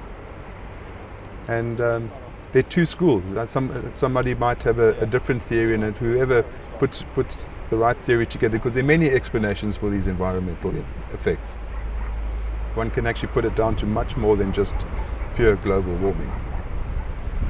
And it also depends on, like, how people are lobbied, and how the political support kind of rallies around certain issues, and the way that they can get people on board to achieve their end. There's a great amount of support for anything where one raises the level of fear amongst people. When their security is compromised, if their well-being is stressed, they will always find mechanisms to try and discount their stress situation on something, which is most often bigger issues like environment. And I think the environmental issues that they put out there, and the doom and gloom that they present, are sometimes a bit of a smokescreen for other things that are going down. And yet, previous civilizations have become extinct, we've basically gone down. Well, I think a lot of that is human dynamics. Those extinctions would probably be effect of maybe a localized environmental factor, an extended drought, or a local flood, and I mean, those situations have existed in the past. It's not that the world hasn't had catastrophic environmental conditions. I mean, they have happened. We do have volcanoes erupting, having a huge effect on a much greater area than just the local one. I think it's more how man influences his local environment, and how they can try and keep a status quo of balancing nature and balancing human needs.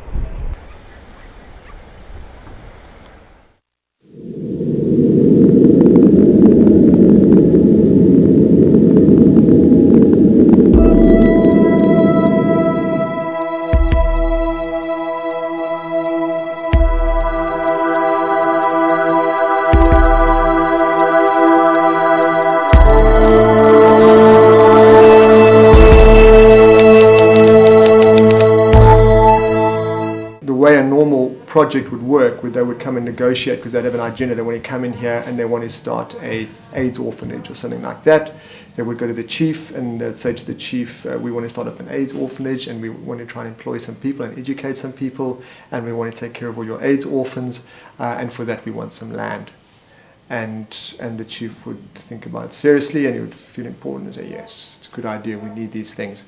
And there would be this trade-off, but in a way the project would then be beheld to the chief, whereas we kind of came through the back door here. Firstly, because I came in here with a preconceived idea that this whole tribal system or traditional system was flawed anyway, and it failed. So I came in here with kind of really a judgment against this whole traditional system and things like that. From what I'd heard, which is really unfair, but that's how I came in here. I sort of touched a little bit on what Contra Lesser, which is the Concrete Traditional Leaders, was all about, and it looked dodgy. In a sense, it was quite rude. I should have gone to the great place of this specific council and said, I'm here to do this. Another thing was, having worked in the Transkei before, worked in many other countries in Africa as well, is that you sort of also believe in the bush telegraph. And I sort of thought, well, what I'm doing, if it's important enough, then somebody will hear about it and they'll come and find me and say, let's meet, sort of thing, which didn't happen. So either the bush telephones didn't get there, or I just haven't been doing enough important stuff really at that level. So what that did for the project anyway was, I think, was quite beneficial in that journey of understanding what these problems are all about, because we didn't have to work to anybody's agenda or had to deliver anything to anybody. While I was busy, not sure what I was really doing, just building this island in the middle of this place that I wasn't familiar with, having never been as close to the coast. I'd worked up in Ngcobo and places like that several years before. To put in a relatively self-sustainable place and hoping that people would just be flocked and would just feel there's some kind of magnetic pull to this place, and we could teach people how to eat and to respect water and soil, and building and things like that, and get their houses stronger, which was really naive of me, I think, in hindsight. I think people are used to being herded in a way, and they just didn't. So they thought, in order to engage with me, they'd have to pay me. In other words, if they want to come and make bricks, they'd have to pay me to do that, which was never in my mind, but I didn't articulate that very well, I think. So all this time I'm busy developing these gardens, I'm busy building these buildings, and sorting out these water issues and things like that. And at the same time, I'm watching it collapse around me on the greater scale, the municipality falling to pieces, the water systems falling to pieces, understanding how that's affected the whole dynamics of the community. Because I'm living inside this place and I'm seeing, and I've done this before in other places in other parts of Africa, but never with such a social dysfunctionality, which is what we've got here. So watching people's buildings fall down, and not jumping in these things and trying to save everybody, but just saying, well, tough. You know, you don't, until you decide to integrate, it's what's going to happen. Of course, because what then, whether it was a good thing or a bad thing, but this main chief who was head of Controlesa, who I was working with, died, and left this huge void suddenly that we had started, which was about leadership. And he completely saw things the way that I saw things, of understanding that present leadership was flawed and had to be nurtured, and then to start focusing on the next leadership, the children, and to create leadership schools for these guys to come through so we can start to shift the whole thing around. Everything is based on oil. Yeah. Our monetary system, our judicial system, our education systems, everything on this table. Well, this is now second generation, so that's now no longer oil required. But that's our existence. Oil comes crash. The Dow Jones fell another 3.5% yesterday. You know, you look across the board in the American markets, it's just red. They just crashed. Oil organizations went down 4 to 5%. They're just coming crashing down, and it's happening every day. They're totally overinflated because they're based on where they think the oil reserves are, not where because everybody's overselling their oil. They're saying, oh no, we've got loads of it still, because they don't want to create panic. We're into these long wars now. I mean, when you've got a country like America that's a net importer of oil, they produce, I think, about 2 to 3, not even 2% probably anymore, of the world's oil. But they use 25% of the world's oil. I mean, they have to control the world. The economy is based on it. They have to control the world's oil, which means they have to be in war. So that's what's going to go on. I mean, it's not going to stop. The only thing that's going to stop it, when there's no more oil to put in the ship, the HSS Indomitable or whatever it's called, to get it across the ocean anymore, that's when it's all going to come grinding to a halt.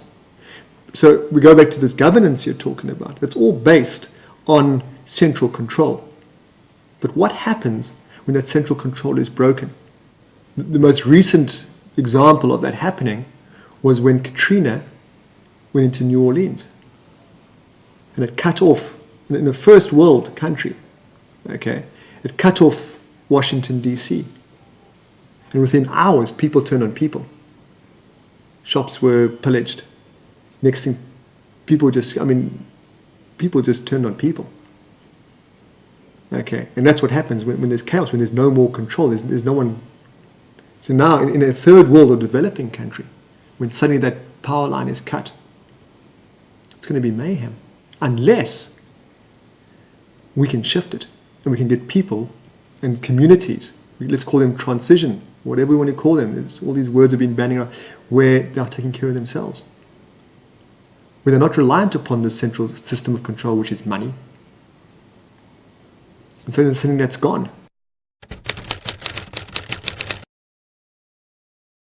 You see, in our conditioning, and we are so conditioned, we have become codependent, where we depend upon each other. And this is really it's a disease. If we use which I do often, I use an analogy of a forest. And we see these forests where they're codependent, where the trees cross over each other and they stop the flow of air through each other, and they stop the growth. And we've seen it here. There's so much evasive stuff comes in. But if you look at a forest that each tree stands strong on its own, and then as a collective, it's incredibly strong. It's a strong, healthy environment. And it's a three-dimensional living thing then.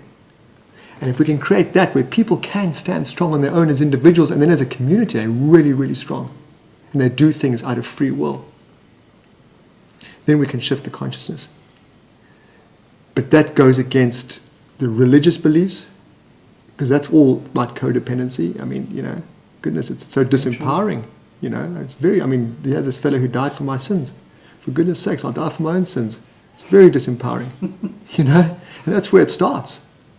And it's been so successful. It's indoctrinated in this. In these areas that I am in. This religion that's used here now, several versions of Christianity that are all over these areas that I'm in here.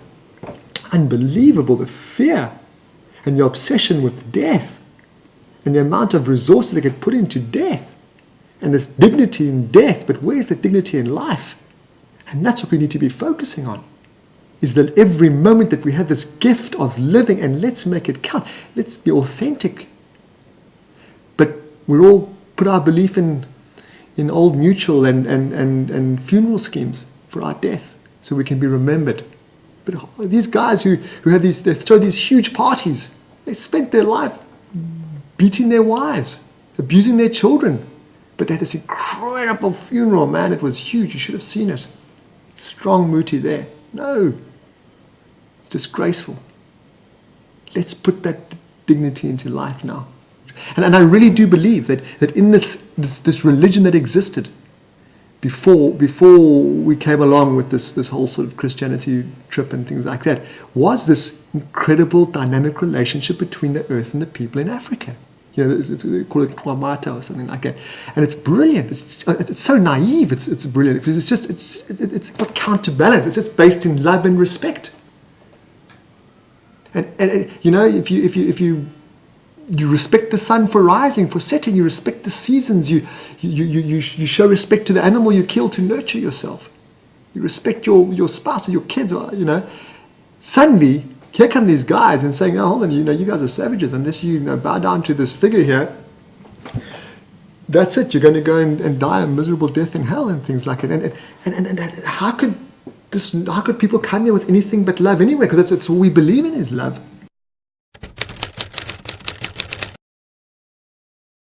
Okay, so this is how people are building here. People without much means, which is called a wattle and daub. So here you've got your wattle, which is your wooden framework. And they're packing in the daub, which is the clay, in here. Now, historically, this is a brilliant way to build. A lot of your Tudor houses in the United Kingdom, which have quite adverse weather, use this system. Okay, and they've lasted for hundreds and hundreds of years. This house won't last a year. Okay, and they have to redo it. What I'd like to propose that the way that this has been mixed, the way it's been mixed in, there's not much intention going into this. It shows a victim mentality within the people, because if this clay was worked through properly, In other words, it was kneaded like you knead bread. And they put a bit of, some dry grass in it, or some millie husks and things like that into it. It would create a stronger integrity in the bond, and it would last for years and years and years. But this has really just been put together very loosely, and there's not much love goes into this wall. And that's why we're using cements and things like that, because it's practical and it gives it longevity. Now, if you go into some of your sort of Central American, Santa Fe, those sort of areas, for them, which they use the adobe blocks, which is also just sort of sun-dried bricks, clay bricks. For them to come once a year, and the woman would come and they would repair the cracks, because they're also in very adverse dry conditions, where the bricks create wonderful insulation for their homes. It works really nicely for them. But for them, it's part of their cultural heritage. They celebrate the renewal every year, where they would fix up their cracks, that make big clay pits and create a render. That's part of who they are, and their yearly existence, their yearly rebirthing. Yeah, this is clay which we've got locally here. Now, it's quite a strong clay actually, prone to cracking, but it could be worked through a lot better.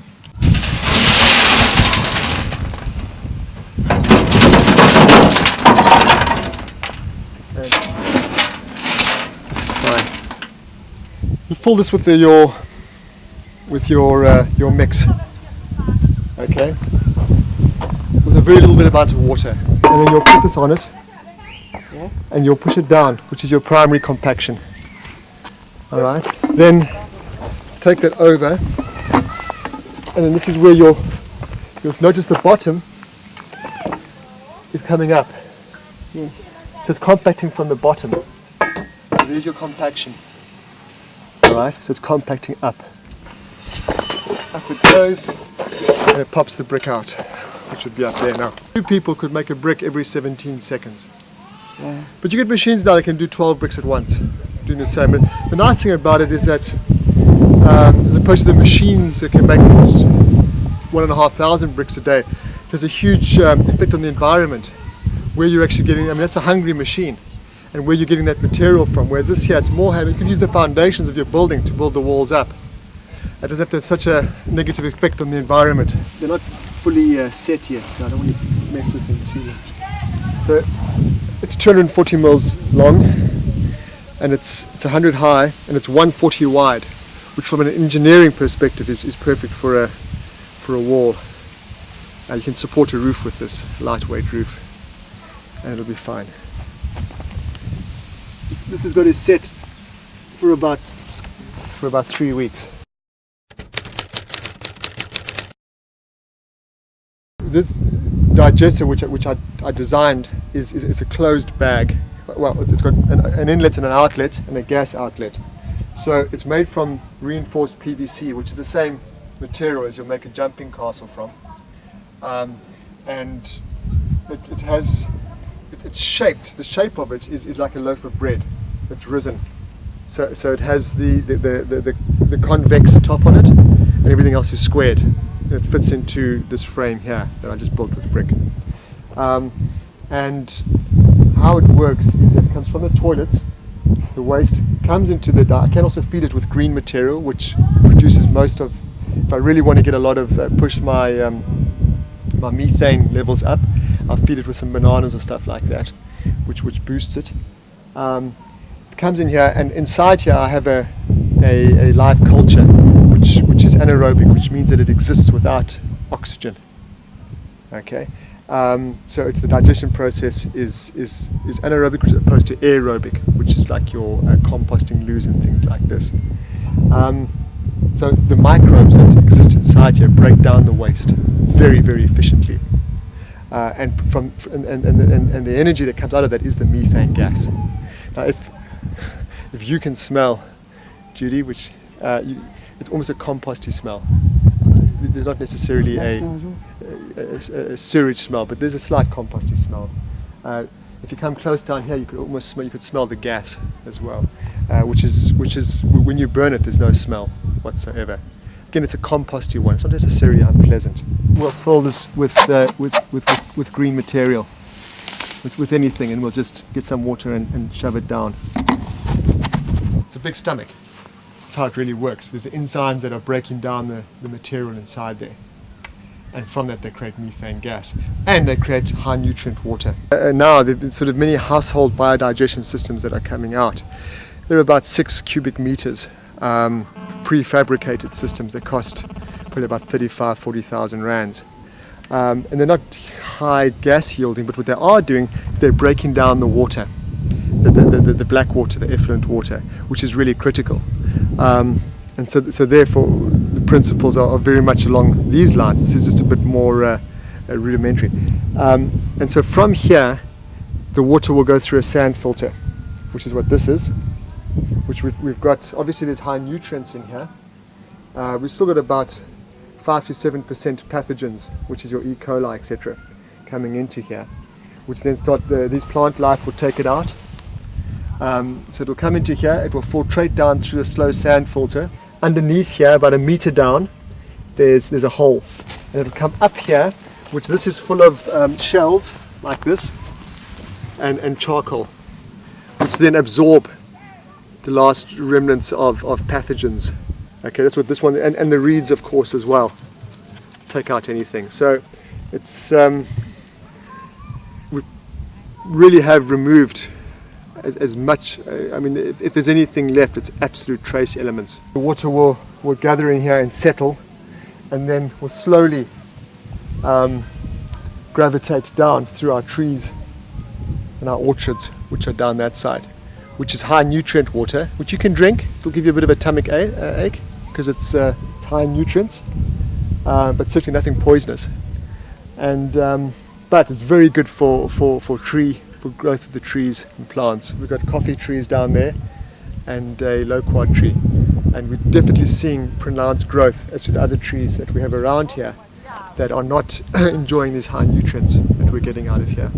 So ultimately the storage tank, but it goes through a filtration process first, and then we can put in a solar pump to pump it up to it's a 5,000 litre storage tank.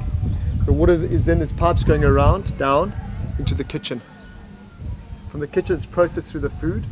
The food is then processed through our bodies, which is then through the toilet, which then comes down through the digestive, through the filtration, back into the gardens, and ultimately back into the dam. And it's a closed cycle, which we have now interrupted. We've taken from it, but now we've also put back the byproduct, which has helped our plant life growth, and it's given us energy. We're obviously going through transition now into winter, so we're getting our celeries going, our beetroots, carrots, things like that, lettuces, which this is quite a warm climate, so the lettuces don't always do that well in the hotter climates. We also do have some shade houses here as well to protect them through the summer. And what we're trying to do here is create a food forest, where we've got our trees going, we've got bananas trees there, citrus trees going, we've got nut trees, avocado trees, pawpaws, as well as guava and coffee. We've got about 350 coffee trees in this space as well, which is got about another 3 years to go before they start producing. And then we've got climbing beans all over the place, which we're getting a huge amount of food from, plus our loofahs, which we eat when they're still young, and then we've got our pigeon peas as well, plus all our herbs and that. And then we go all the way down where we've got our ground covers. This is what we can call an aerated bed. It's off the ground. We've got green material at the very bottom, which is composting, and then we've got which is a long nutrient release bed, which is like a double dug bed, and then above it we've got layers where we've got decomposing materials at various stages, plus cow manure. That's very rich if you look at that. If we look around here, of course, sod's law, we won't find any, but there's worms everywhere as well that are working away. Perhaps if we look in one of the other ones, and then we cover that all up. Right now, because it's winter, we have quite a bit of dew, and this mulch here is holding that water, because we're in drought now, is holding that water on the ground. Plus the kind of growth here, we've got corianders and cresses which are low onto the ground and not using up too much of the precious nutrients. But this is where we have problems, where we have invasive plants like this guavadilla, which just comes on and takes over. But it does produce fruit that you eat. It produces fruit, but it stops the oxygen from getting to these plants. So this needs to be managed a bit.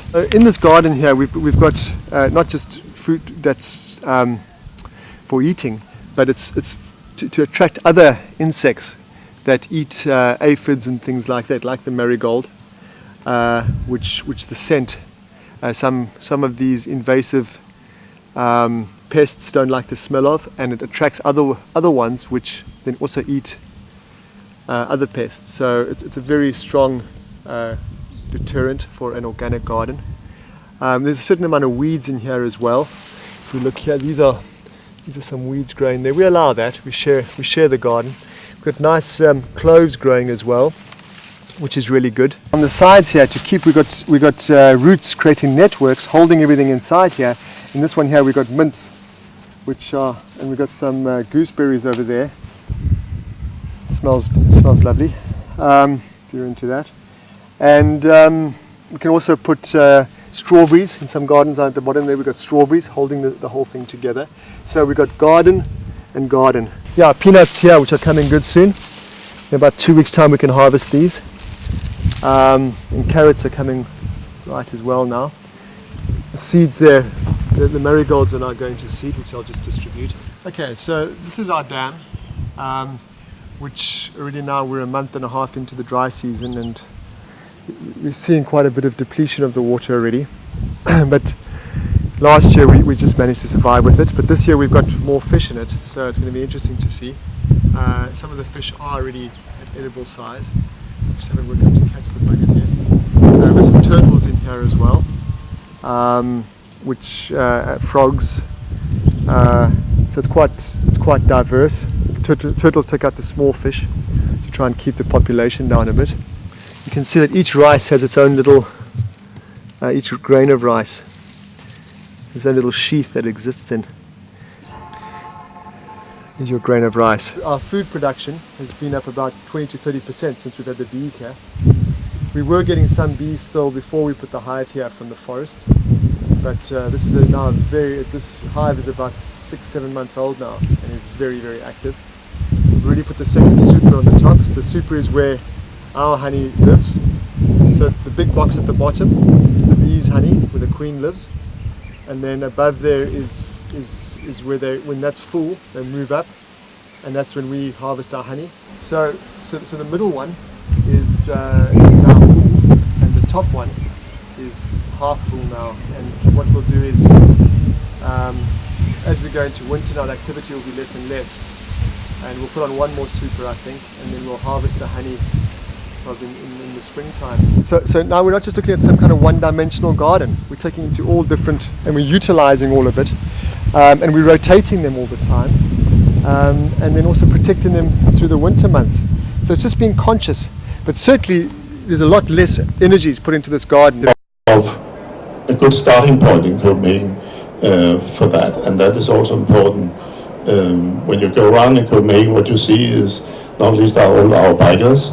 We are now up 45% of all trips in Copenhagen every day is done by bike. In fact, it's more than 60% of Copenhageners using their bike every day. What you can't see is that we have district heating. Almost 100% of all buildings in Copenhagen is heated by district heating, and 63% is renewable now. So we are also on the way to make that change to 2025, where we have to be 100% renewable. We have also taken the decision, or the city council has taken the decision, to build 100 turbines in Denmark, and we are in the tender process, on the national tender process for the time being in doing that. So that is an important part of the transformation. Electric vehicles, it's difficult to have the same numbers as in Norway, that's for sure, but we're doing it ourselves in our own fleet, also with a more efficient fleet, and have now more than 200 electric vehicles in the fleet, and working to the number of 100%. Climate adaptation, we also have to remember that, because that is important for a lot of cities, also our cities. We have had a lot of severe cloudbursts in Copenhagen over the last 4 years with really high damage, and so that is also, we have just approved, or the City Council have just approved 300 projects to implement over the coming years. So a simple plan. What I want to say is that technology is maybe not the difficult part here. We have the technologies more or less. Of course, we have to improve and innovate on that. But what is really difficult is the involvement of stakeholders. We need to work in new ways with the stakeholders, with industry and universities. Otherwise, it will be impossible to solve the climate problem. Just a few figures on development. As I said, 2.8 ton per capita, and a 31% reduction in total in the last 9 years. And we see also a reduction in transport, but a slight increase last year, so we have to follow that the coming years, because that is really one of the challenges in cities. Yeah, so to conclude, I think what we can show in the Nordic cities is that we can have a strong political commitment for this transformation, and that is also a really important message to other cities around in the world. Also that we have good financial basic, and that is one of the issues also here in Paris. We need a financial solutions for cities. Otherwise, the infrastructure will not be the right one for the next 10 years, where a lot of cities will increase rapidly. Broad stakeholder involvement is key, and we have to work with new partnership models,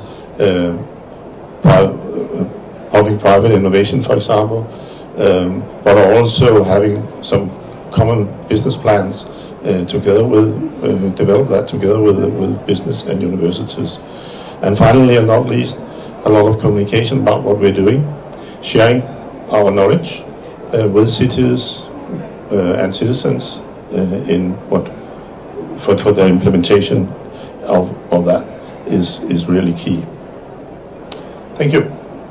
Copenhagen and Stockholm are one of the first 10 cities full members of the Compact of Mayors, which of course we are very proud of, and but it's also an example of what we're doing. Stockholm are one of Europe's fastest growing cities right now. We are growing by about between 15 and 20,000. Half are coming from the hospital, it's newborn babies, and the other half is coming from is immigration. And right now, as you perhaps know, Sweden and Stockholm as well are facing a very serious situation when it comes to immigrants. We have never seen anything like it, and the capacity to take care of everybody who wants to come to Sweden, it's over the edge and over the capacity. But we think the master plan is to create a dense city, and we think that it's also a sustainable city. So we want to use the facilities for public transit and biking. It's a shift in transport mode in Stockholm. And so also a different attitude among the public. When I started to work in the city hall 25 years ago, most people thought that Stockholm shouldn't grow. Today we want to grow, and it's a political consensus both that we want to grow, but also about the environment and sustainability. My mayor from the Green Party is not here, but there is nowadays very little difference between the conservative side and the left-wing side. We have a left-wing majority in the city hall, but right now, since a year back, that we had 8 years of a conservative coalition, and basically it's a total different compared to the situation 10 years ago. What we are measuring here is heating, electricity and transport.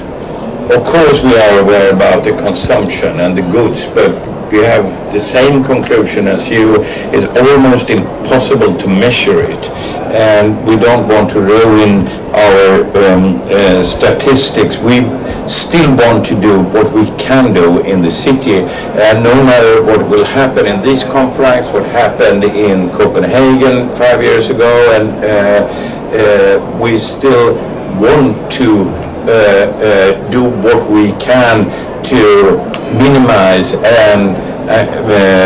our carbon dioxide emissions. So we have gone from 5.3 tons in 1990. We are right now down at somewhere 2.8, perhaps 2.6, 2.7, because we have rather warm winters. And the next goal is to be down to 2.3 tons in 2020 and to be a totally fossil fuel-free city. This is more complicated. I know that you want to be a climate neutral city and the first capital being climate neutral in 2025, but to be a fossil fuel-free city is to have no fossil or carbon dioxide emissions at all. So what we are now planning for, how to get rid of the plastic in the incineration plants, for example, how do we control the car traffic? That is the biggest challenge that we have in Stockholm. And as you can see, we're down at about 2.5 million tons CO2 emissions. We have lowering it in the emissions in the city by a million million tons CO2 emissions since the last 15 years. And the blue line here is heating, and this is electricity, and that is car traffic and transport.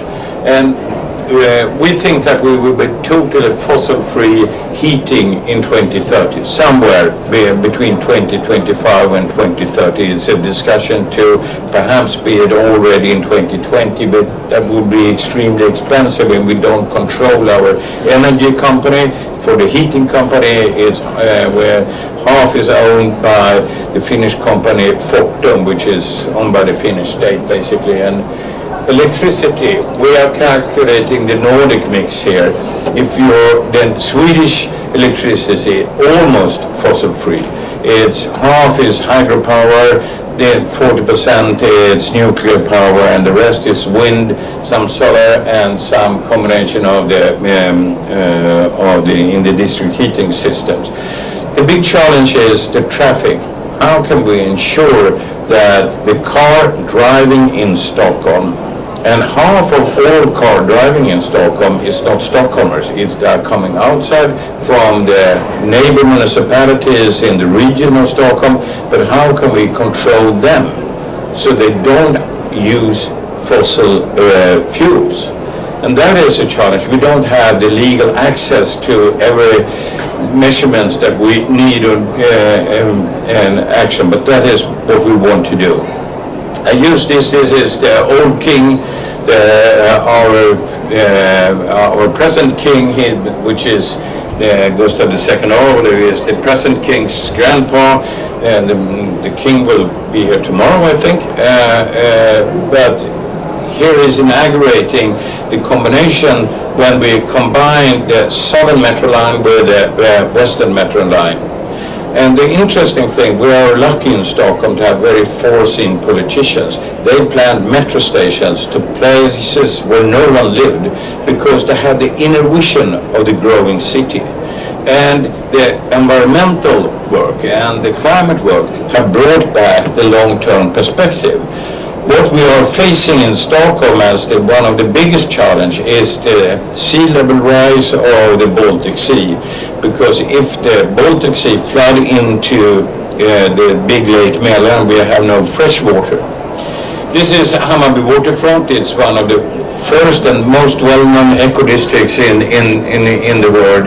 But here was the aim to reduce the environmental impact by 50%. Almost succeeded, but the experiences from here, we took it to the next district that we will reduce the environmental impact by another 50%. Here we have very tough energy performance request. We own the land, the City of Stockholm own the land, and there is a number of private developers, about 25 to 30 developers, who are building up 10,000 new apartments in a new green residential district in the north inner city of Stockholm. In Stockholm, and I think as in Copenhagen and Oslo, we have a green market-driven situation. This is an example where it's not so much of new technology, but it's a new thinking. This building is the head office for two big newspapers in Stockholm, Svenska Dagbladet and Aftonbladet, and they are instead of using electricity, we use the water to cool our buildings. And this is also the contributor to the better air quality. Stockholm has 100 times better air quality today than we had 50 years ago when I was a kid in the city of Stockholm. Congestion charges is one of the most well-known infrastructure projects in Stockholm. It was introduced in 2006 after huge opposition from the Stockholmers. Now everyone is, it's a consensus. We will increase the price by 75% from the 1st of January 2016, and there is no opposition. Everyone knows it, but it's fully accepted as a tool, and the traffic level it has been remained reduction compared to 2005, but reasonably 25%,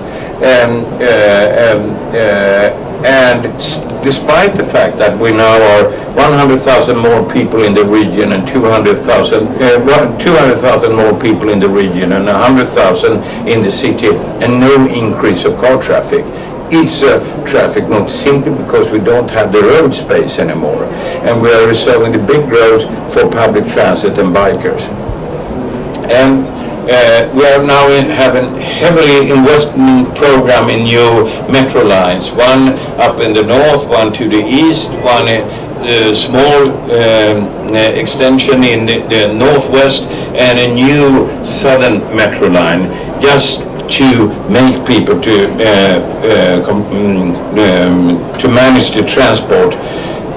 We also try to increase the infrastructure for electrical cars. We think it will explode on the market in the 5 years, but we don't control it by ourselves, but we need to get the price down, and we don't have the same situation as you have in Norway, where an electrical car is about the same price as a normal car. But we have, for 20 years, we have run a clean car project in Stockholm, and Stockholmers want to buy clean cars. So more than 20%, almost 25% is cars that emitted less than 95 gram. But 2040 it will be 0 gram CO2 emission. And so what we are working with is the heavy traffic, and we have been running different EU projects to promote clean truck in Stockholm and in Europe as well. And we work together with the business community with the climate agreement. It started 2007 with 5 companies, and now it's 170 different companies want to take part in a greener and Stockholm and to reduce and help the city to achieve our climate goals. And this is the broadband net of Stockholm, the city-owned company called Stokab. That's Europe's biggest fiber net, and that will help us to reduce it. We are now using the technology and ICT development as a tool in the climate combat. And the Stockholmers are behind us. 90% of the Stockholmers think it's very good that we have high ambitions. And people also accept that we put a demand on the household to reduce their CO2 emissions and to adopt a more sustainable lifestyle. And we have tremendous success when we have a cookbook of sustainability, climate cookbook, which have been a success in Stockholm. So we have already decided to be fossil fuel free 2050. Now it's already in 2040. It will be it's almost finished in the proposal for the city council, but it will be a consultation on that. So somewhere in May, June, we will see the city council decide on the roadmap for 2040. Thank you very much. It's my pleasure to be here in Paris today, and I'm very glad that I have the opportunity to briefly explain you Helsinki Climate Roadmap that we recently finalized in Helsinki. In Helsinki we have a target of being carbon neutral and climate resilient by 2050, so a little bit more slowly than Copenhagen and Stockholm. Waste has almost minimal impact in this respect. Households are the main source of greenhouse emissions. Over 50%. Traffic is number, or services and workplaces is number 2 in this, and we have relatively little industry in Helsinki. Only 10% of the emissions are produced by industry.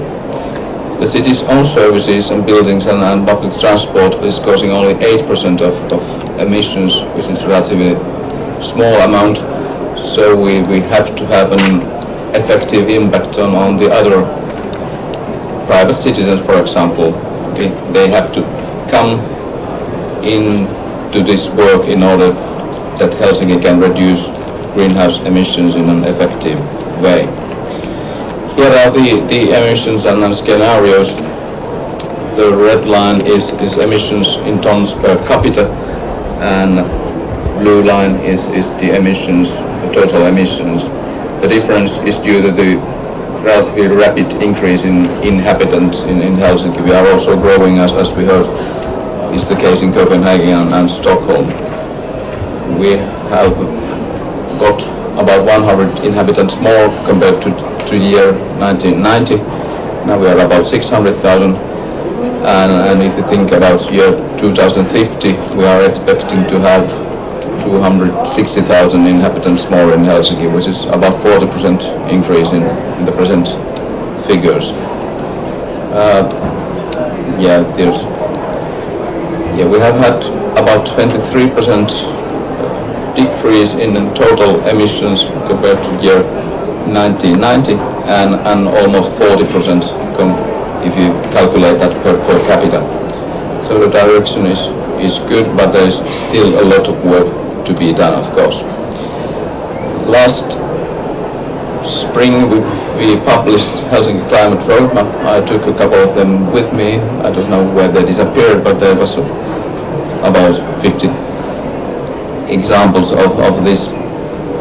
There we try to explain to politicians and also to general public what could each individual do in order to minimize our climate footprint. There are many practical advice and also we have collected all the things that Helsinki City has been doing during the past years. We found some 800 different projects and different decisions that had an impact on climate change, and we kind of put them together to this climate roadmap. As I mentioned, we want to be carbon neutral by 2050, and emissions from the city area should be diminished by 30% by year 2020, and we have almost reached that target. Also emissions from energy production reduction with 20%, that has already almost been reached.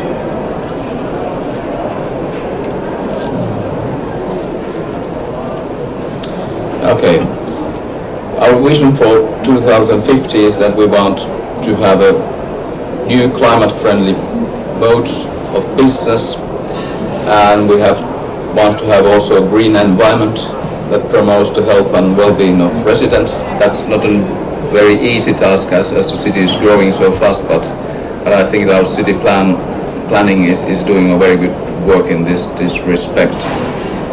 And we want that energy would be produced in a carbon neutral way, and that we would have the world's best energy efficiency.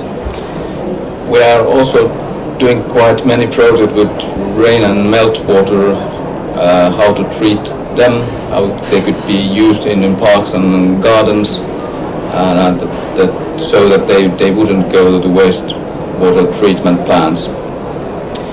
And we are aiming at a dense urban structure, and that of course helps us in generating low transportation emissions in Helsinki. Some ongoing energy saving projects. We have a so-called energy renaissance in suburbs. We have a lot of buildings that have been built in 50s and 60s, and now they are about to need some renovation. And we want to increase the energy efficiency of this building in a significant way. We have also published some let's say, practical guidance how to do it, and also some possibilities how to get finance for this work. Yes, of course we have several advisory services and campaigns in this respect. And what comes to our own buildings, city buildings, we aim at nearly zero energy guidelines. For example, the building of Helsinki Environment Center, in which I work, is now carbon free this year, and it's the most energy efficient building of Finland actually, even it's already 4 years old, and I think that's a pity. I would like that someone would be better, but no one has done that so far. Yes, Helsinki is producing now heat and power in a very efficient way, as it combines the production of electricity, production of heat, and also cooling. And this system saves about 40% of world's fuels compared to normal system. We are increasing slowly the use of renewable energy sources. It's now only 7%, but it's going to be 20 by 2020. Actually, probably tomorrow a very important decision will be made in this respect. The city council will probably decide to close our biggest energy plant, Hanasaari, and that means that use of coal in Helsinki will decrease by 2/3. So a big difference, but decision will be made tomorrow, so I can't be 100% sure if this is the case, but I'm almost 100% sure that this will be the decision. Yeah. One simple example is Katrivala heating and cooling plant, which is the biggest plant in the world of this kind. It uses the waste energy from the wastewater of Helsinki. It takes the heat out from it, and sometimes during summer, if it's very hot in Helsinki, that can also sometimes happen that then this can be used vice versa, so that it gives cooling energy to the city. It's about 80% more energy efficient than let's say normal plant would be. We are going to have guidelines for locating wind power in the city area. We had a study that showed that most people want to have more wind power in the city, and that's what is going to happen in Helsinki as well. We try to adapt to increasing rainfall and flooding, and of course the methodologies, requirements and guidance for more energy efficient buildings are being created. We'll try to create a global reference area for smart and clean solutions, and there we have quite a good collaboration between cities, businesses and government. This project was launched in March this year, and now we have already some 80 companies, big companies or universities, research institutes there, and they have done some 150, let's say, agreement on what they are going to do in this respect. And of course, mobility issues, building and water supply, energy efficiency, consumer and clean tech are subject of this kind of picture of every single house of Helsinki, and you can see whether your house is losing energy from rooftop and compare it to your neighbor if you want to. And also the similar exercise was made of the solar potential of the rooftops, that every single person in Helsinki can look how his or her apartments is doing in this respect, whether to put solar panels on the roof or not. Ongoing in mobility, city tolling is a high, let's say, political issue or hot political issue, but I'm sure that we are moving to that direction. We are doing a lot of work concerning the mobility as a service. We want to increase walking and biking. I, for example, bike every day to my work, but it's very far from the Copenhagen figures that it's. I would like to have same situation in Helsinki as well.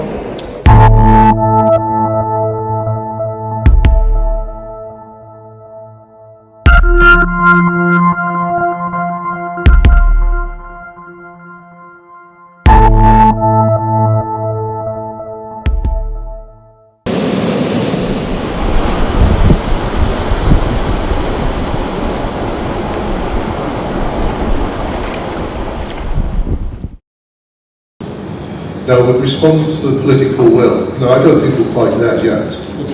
But I think since we last met at such an event, I think we have seen an awful lot of sensitisation. And I think the media exposés have put it on the agenda at levels it's not hitherto been. We can only hope that it carries on. I believe that the cooperation which has been shown in some of the famous cases and the recent arrests indicates that it is moving forward much quicker than I would have thought it would do. One of the specific question that I have, and in a way it's a question to the whole audience, is do we have the necessary political will to do something on the criminal issues of this problem? Now, IUU fishing, there's a lot of political statements through the African Union and different regional organizations, European Union, probably in ASEAN as well. I would think that they have different statements on IUU, but we are lacking similar statements on these issues, the criminal issues of this problem.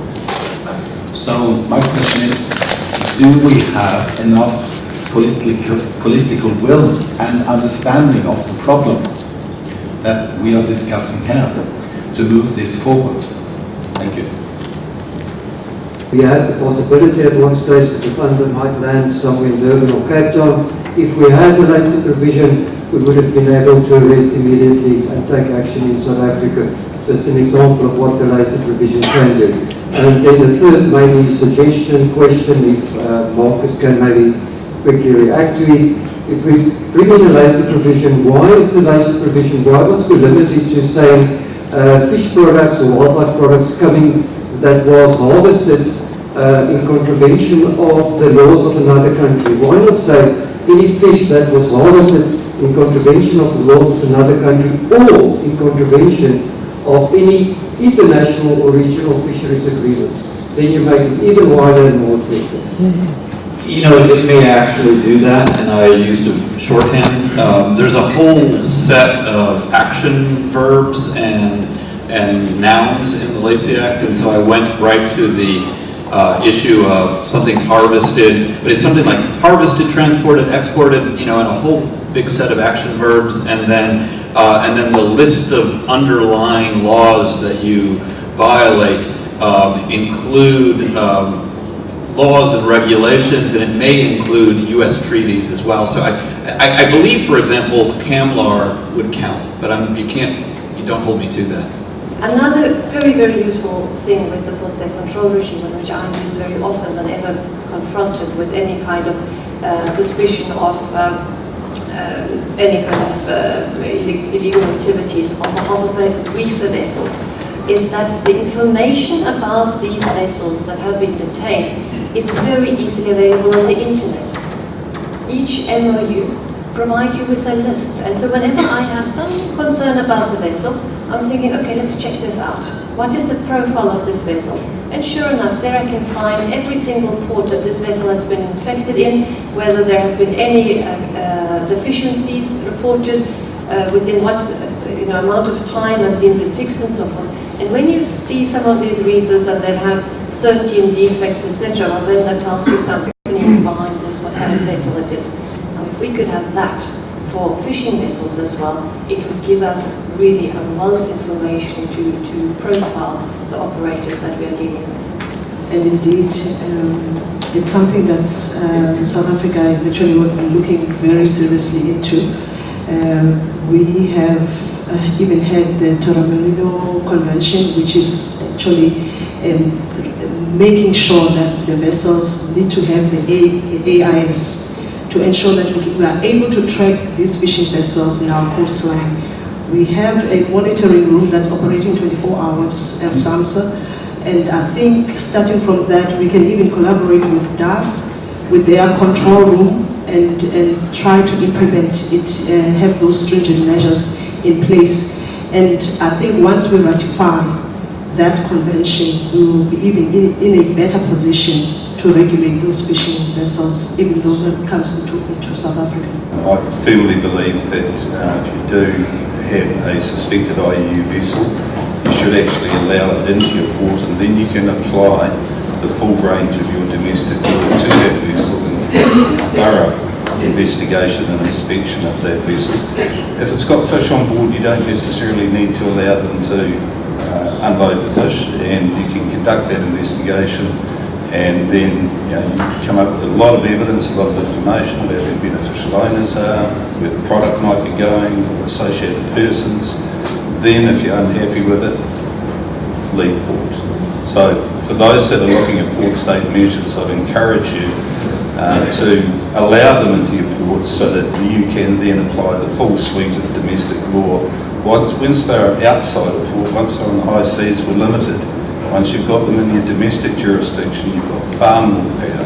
Another very, very useful thing with the post-state control regime, which I use very often whenever confronted with any kind of suspicion of any kind of illegal activities on behalf of a reefer vessel, is that the information about these vessels that have been detained is very easily available on the internet.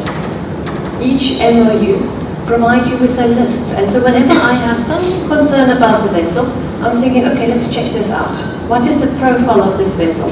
And sure enough, there I can find every single port that this vessel has been inspected in, whether there has been any deficiencies reported, within what amount of time has been fixed and so forth. And when you see some of these reefers and they have 13 defects, etc. Well, then that tells you something about what kind of company is behind this, what kind of vessel it is. Now, if we could have that for fishing vessels as well, it would give us really a wealth of information to profile the operators that we are dealing with. What would you think of introducing notion of strict liability for certain fisheries crime? We had that in our fisheries law prior to our constitution, and some of that, in South Africa at least, is possibly unconstitutional, but it could be taken up at international domestic level to work towards strict liability. If you are found at the moment with, say, 5 rock lobster in your possession, it's up to you to prove that they weren't taken illegally. Where you could take away somebody's boat, you could forfeit their fish, you could ban them from the industry, because what you're doing is you're putting the onus on them to comply. And so maybe the simplest example of that is a speeding ticket. Nobody really cares whether you knew you were traveling over the speed limit. The rule is you travel over the speed limit, you have to pay the ticket. And the idea is that it puts the onus on you to stay below the speed limit or around there. It's a cheaper rate and have a vessel which is free of any issues because it's seen as changed owner. But it may be the same entity but with a different corporate role. I mean, that happens in the maritime industry where we've seen vessels being abandoned with a cruise and the same people have bought them back in auction, which means there's no liens against them and they can carry on and do it again repeatedly. So there is a risk there as well. I did a bit of research on the Lacey Act, and I wrote, after the Bengas saga, I wrote a long article in the Cape Times suggesting exactly that, because we have wildlife crime generally, as we all know, rhino horn, elephant poaching, and I was hoping it would be taken up, particularly in Vietnam and other Asian countries where our rhino in what you call a memorandum of understanding, regional arrangements, where all the ports undertake to inspect a certain percentage of all vessels that come to port. And then they routinely check what are the living and working conditions of the people on board a vessel. Is this vessel seaworthy? Is it safe, etc.? And in the moment they find non-compliance, the vessel is detained and it's being held back until these errors are being, or faults are being amended. What a wonderful tool in our context. The vessels that I climbed on board together with Bernhard Wiedemann the other day, 7 vessels coming here to Cape Town,